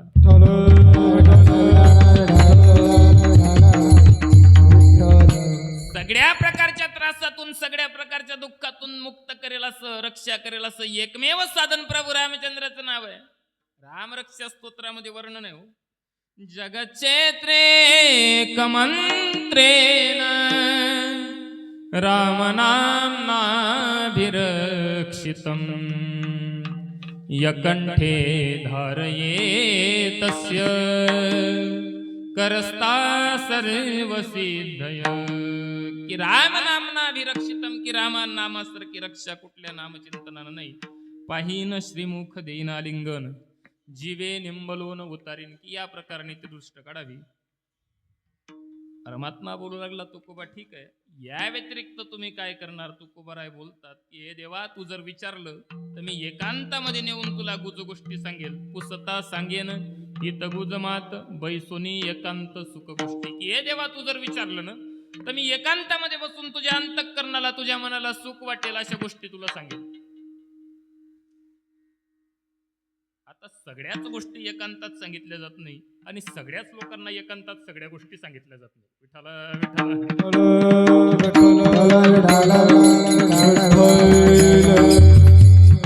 गुह्यम आख्यातीन गुह्यम पृच्छती असा प्रकारचा तो संवाद असतो. सगळ्या एकांतातल्या गोष्टी सगळ्या लोकांना सांगितल्या जात नाही, सगळ्यांना एकांतातल्या सगळ्या गोष्टी सांगितल्या जात नाही. अगदी सोप्या भाषेत बोलायचं झालं ना तर आज आमची तरुण मुलं, तरुण मंडळी आपल्या मनातल्या गुज गोष्टी सांगतात. कोणाला सांगतात हो? कोणाला सांगतात? ही सगळी मुलं आपल्या मनातलं हितगुज, आपल्या मनातल्या गुज गोष्टी सांगतात. कोणाला सांगतात? आई बापाला का? मग त्यांच्या बरोबरीचे मित्र आहेत, त्यांना ते गुज गोष्टी, त्यांच्या त्या सुख गोष्टी, त्यांचं ते हितगुज सांगतात. कुठपर्यंत? वयाच्या 25व्या, वयाच्या 30व्या वर्षापर्यंत. वयाच्या 25, वयाच्या 30 नंतर ते हितगुज, त्या गुज गोष्टी ते मित्रांना सांगत नाही. कोणाला सांगतात? कोणाला कोणाला चांगला अनुभव आहे तुम्हाला विठ्ठला विठ्ठला विठ्ठला विठ्ठला विठ्ठला विठ्ठला जी गोष्ट आपल्या माता पित्यांना सांगत नाही माई बापांना सांगत नाही ती गोष्ट बायकोला सांगतो एकांतात. कोण कोण हा तो व्यक्ती. अरे आपला विषय सोडा, लंकेचा अधिपती रावण त्यानं सांगितलं तर आपण आपला विचार अजिबात करू नये. लंकेचा अधिपती रावण त्या रावणाचा आणि मंदोदरीचा संवाद एकांतातला संवाद नाथ महाराज चित्रित करतात. मंदोदरी रावणाला असं सांगते की अहो दशानना, मला असं वाटतं तुम्ही जगन्माता सीतेला परत करा आणि प्रभू रामचंद्राला शरण जा, तुमच्या सहित संपूर्ण राक्षस कुळाचा विनाश टळेल. रावण बोलू लागला की हे मंदोदरी, तू जे मला हे सांगते ते मला कळलं नसेल का? मी एकदा देवर्षी नारदांना विचारलं की हे देवर्षी नारद, मला त्या परमात्म्याची प्राप्ती करायची, काय केलं पाहिजे? देवर्षी नारदांनी सांगितलं मुख्य वैर अथवा अनन्य भजन. एकतर त्या परमात्म्याची प्राप्ती करायची असेल तर त्यासाठी अनन्य भजन करावं लागेल किंवा मुख्य वैर करावं लागेल. राक्षसी शरीरानं या तामसी शरीरानं अनन्य भजन देवाचं शक्य नाही, म्हणून मुख्य वैराचा मार्ग मी निवडला.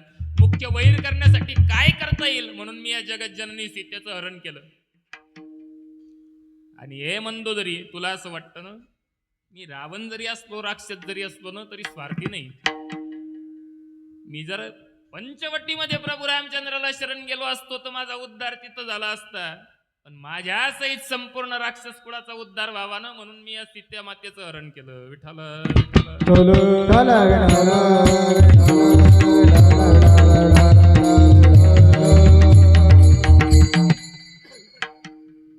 रावणाचे ते शब्द नाथ महाराज भावार्थ रामायणात चित्रित करतात.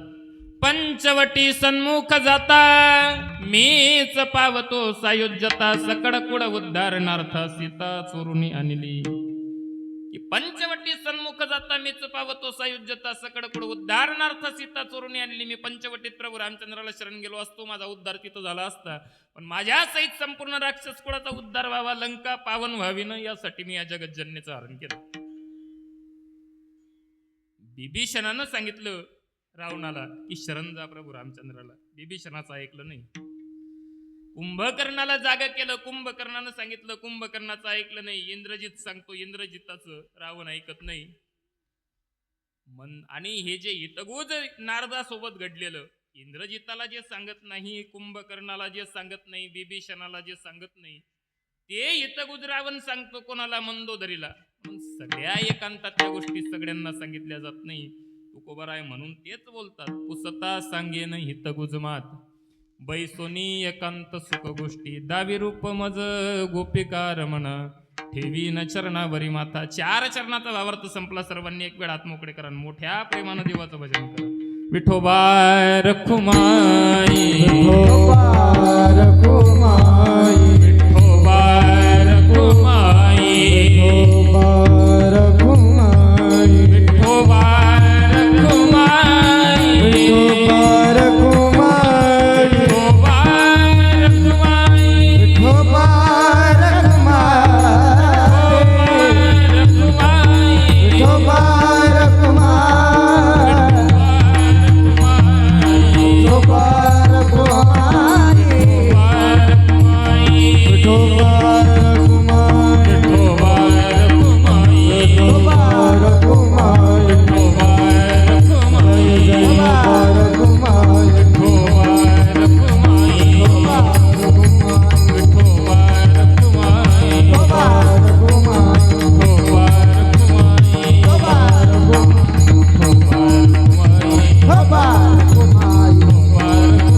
विठोबा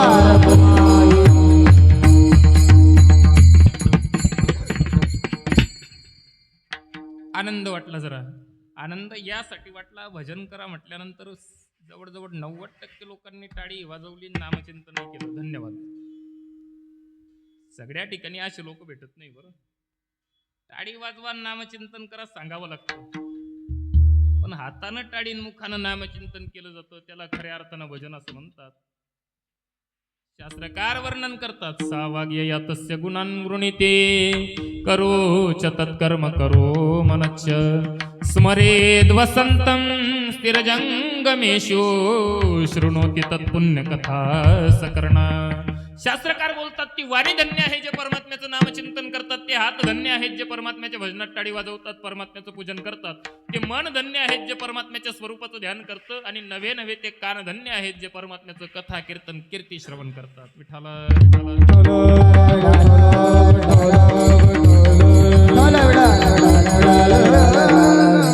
आणि ज्या विठ्ठल नामाची उपासना आपण करतो, ज्या विठ्ठल नामाची साधना करतो ना, ते विठ्ठल नाम तो परमात्मा सामान्य नाही हो. वेदाज्ञानेन ठाण शून्यांना ती गृह्णाती ती विठ्ठला. त्या विठ्ठलाबद्दल, त्या पांडुरंग परमात्म्याबद्दल बोललं जातं. वेदाज्ञानेन ठाण शून्यांना ती गृह्णाती ती विठ्ठला. की ज्ञानरहित जीवाचं जो शरण आल्यास रक्षण करतो त्याला विठ्ठल असं म्हणतात. काय? ज्ञानरहित जीवाचं जो शरण आल्यास रक्षण करतो त्याला विठ्ठल असं म्हणतात. विष्णू पुराणामध्ये फार सुंदर वर्णन आलं. मूर्खावदती विष्णाय बुधावदती विष्णवे नमः इत्येव अर्थंच द्वयोरूपी समम फलम. की मूर्ख माणूस, एखादा मूर्ख भक्त असेल तो विष्णाय नमः असं म्हणतो. ज्ञानी भक्त विष्णवे नमः असं म्हणतो.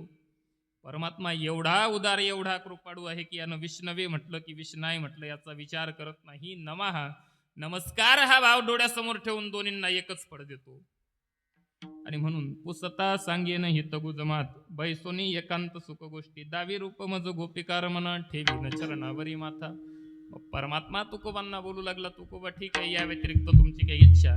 तुकोबा राय बोलतात, देवा या व्यतिरिक्त इच्छा नाही, पण ज्या प्रगट केल्या त्या पूर्ण करण्यास वेळ लावू नको. शेवटचं चरण. तुका म्हणे या दीन लावी उशीर, तुका म्हणे या दीन लावी उशीर, तुका म्हणे यासीन लावी उशीर, तुका म्हणे यासीन लावी उशीर. माझे अभ्यंतर जाणून या, माझे अभ्यंतर जाणून या. डावे रूप माझा गोपिकार मना, डावे रूप माझा गोपिकार मना. माझे अभ्यंतर जाणून या, माझे अभ्यंतर जाणून या.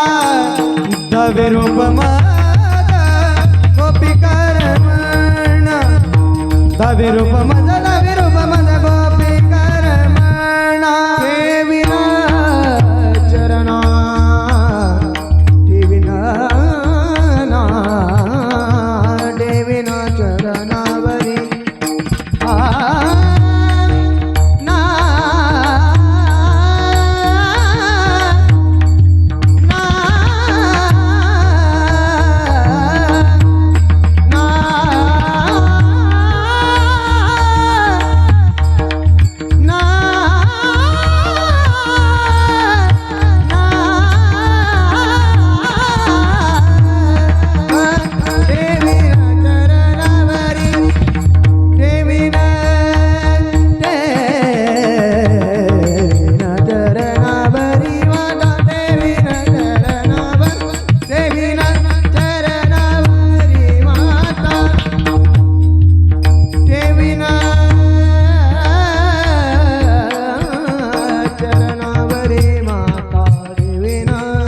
ठेवीण चरणावरी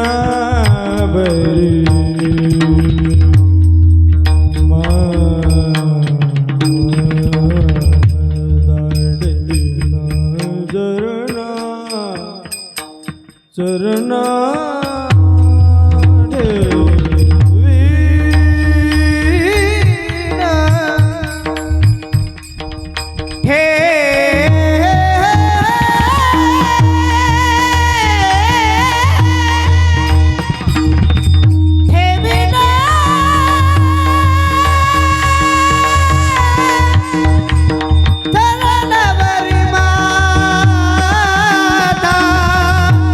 ठेविना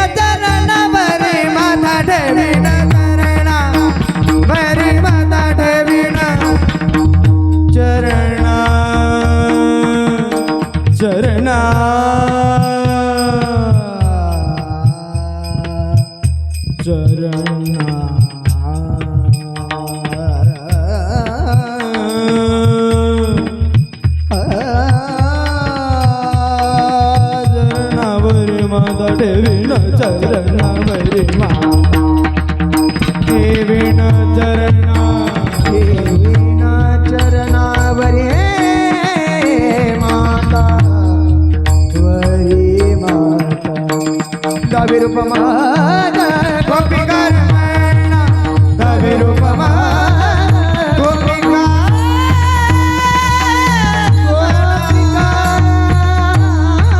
रमण गोपिका तुका म्हणे यासी न लावी उशीर माझे अभ्यंतर जाणून या दावी रूप मज गोपिकार मना ठेवी न चरणावरी माथा. तुकोबर आहे बोलतात की देवा या व्यतिरिक्त इच्छा अजिबात नाही, पण ज्या तुझ्या समोर प्रगट केल्या त्या पूर्ण करण्याचा अजिबात उशीर लावू नको. तू काय म्हणे यासी न लावी उशीर माझे अभ्यंतर जाणून या. कदाचित तुकोबरायांची अवस्था त्या रुक्मिणी मातेसारखी झाली. रुक्मिणी माता ज्या पद्धतीनं परमात्म्याला सांगते की यासी अभ्यंतर लावू नका, की देवा उशीर लावू नका, तशी अवस्था केव्हा झाली अवस्था. श्रीमद भागवतामध्ये वर्णन आलं की ज्यावेळी रुक्मिणी मातेचा विवाह ठरला शिशुपालाशी, त्यावेळी रुक्मिणी मातेनं पत्र लिहिलं, सुदेव नावाच्या ब्राह्मणाकडे दिलं. कोणासाठी? भगवान श्रीकृष्णासाठी पत्र पाठवलं. जगातलं पहिलं लव्ह लेटर, पहिलं प्रेमपत्र ते.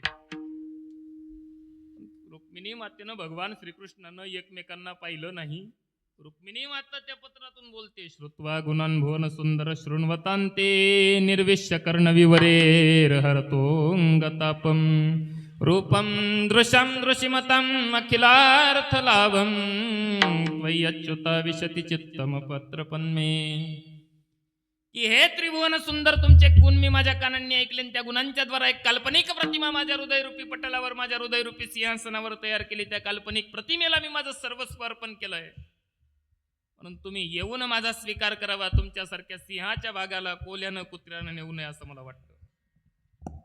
तुम्ही आल्यानंतर तुम्हाला माझ्या भावंडांशी युद्ध करावं लागेल असं अजिबात नाही. मी तुम्हाला उपाय सांगते. अंतःपुरांतरचरी मनिहत्य बंधुं स्वाम वदये कथमितिं प्रवदाम्युपायं पूर्वे द्युरस्ति महतिर्कुलदेवी यात्रां यस्यां बहिर्नववधुर्गिरिजामुपेयात्. हे त्रिभुवन सुंदर आमच्या कुल परंपरेनुसार नववधू लग्नाच्या आदल्या दिवशी गिरिजेचं दर्शन घेण्यासाठी, अंबिकेचं दर्शन घेण्यासाठी जाते. ज्यावेळी मी जाईल ना त्यावेळी तुम्ही येऊन माझं हरण करावं आणि माझ्याशी विवाह करावा. जर नाही केलं तर मी अनेक प्रकारची व्रत आणि वैकल्य करून माझं शरीर कृश बनवीन आणि प्राणत्याग करीन. म्हणून लवकरात लवकर यावं, माझं पाणी ग्रहण करावं. ही अवस्था जशी त्या रुक्मिणी मातेची तिथं झाली. तुकोबराय सांगतात, मी भक्त तू देवायसे करी देवा, हीच अपेक्षा आहे. पण त्यासाठी काय कर. तुका म्हणे यासी न लावी उशीर माझे अभ्यंतर जाणून या दावी रूप मज गोपिकार म्हणा ठेवी न चरणावरी माथा. ज्या संतांनी मार्ग दाखवला त्यांचं भजन करा. ज्ञानेश्वर माऊली ज्ञानराज माऊली तुकाराम. ज्ञानेश्वर माऊली ज्ञानराज माऊली ज्ञानेश्वर माऊली ज्ञानराज माऊली ज्ञानेश्वर माऊली ज्ञानेश्वर ज्ञानेश्वर ज्ञानेश्वर माऊली ज्ञानराज माऊली माऊली ज्ञानेश्वर माऊली ज्ञानराज माऊली.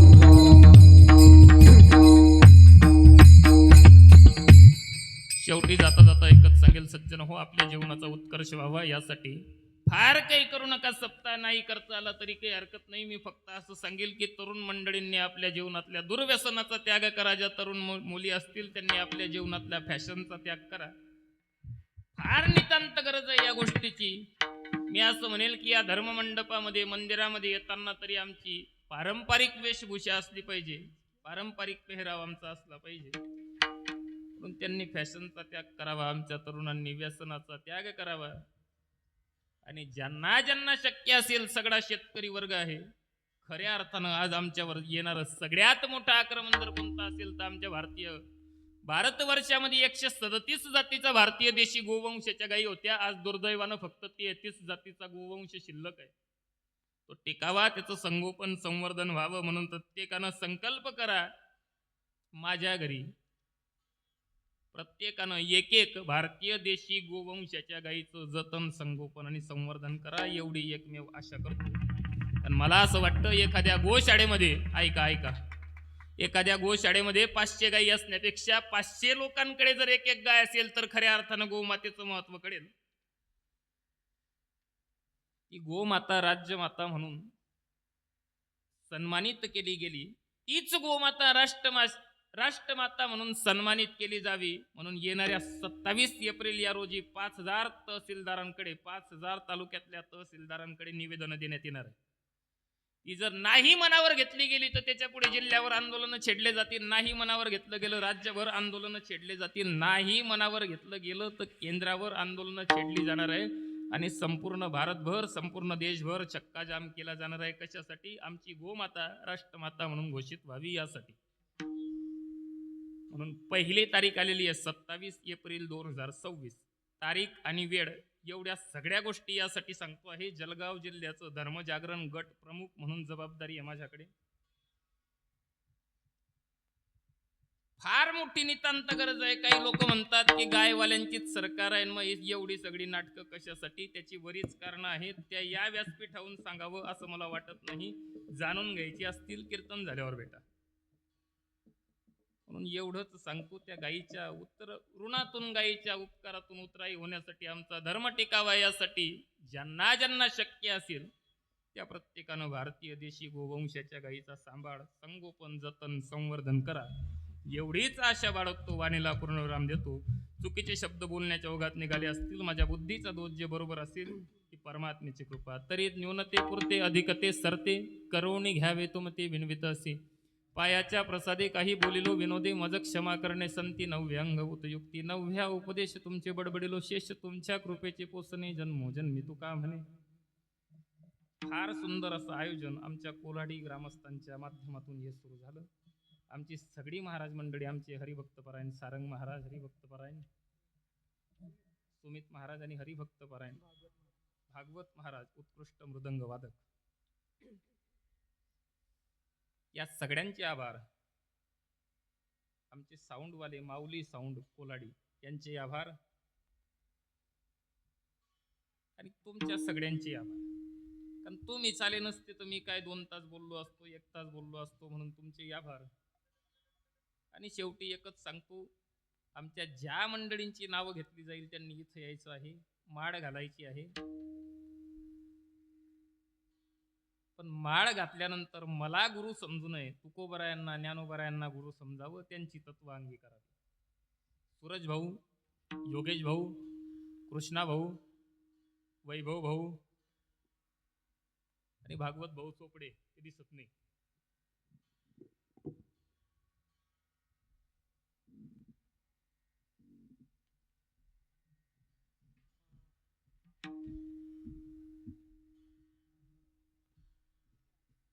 भागवत भाऊ चोपडे चहा घेऊन आलेले आहे, म्हणजे सगळ्या मंडळींसाठी नाही बरं,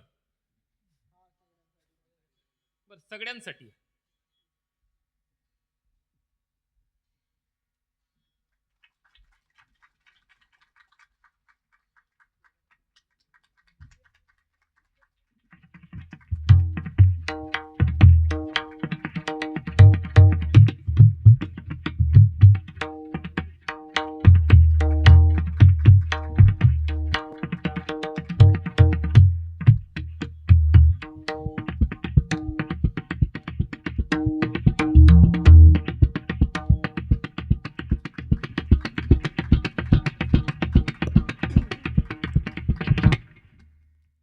तुमच्या 5ही पांडवांच्या गड्यात घातलेली माळ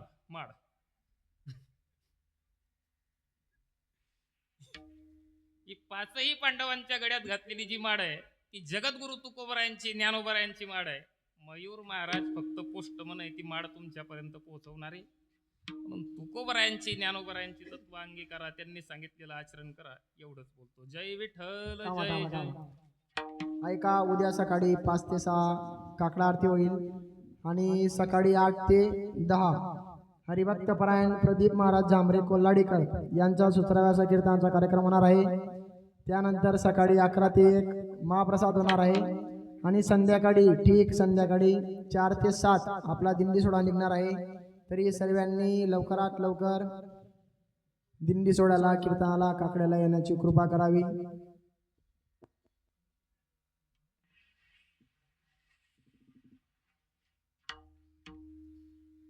आणि ऐका,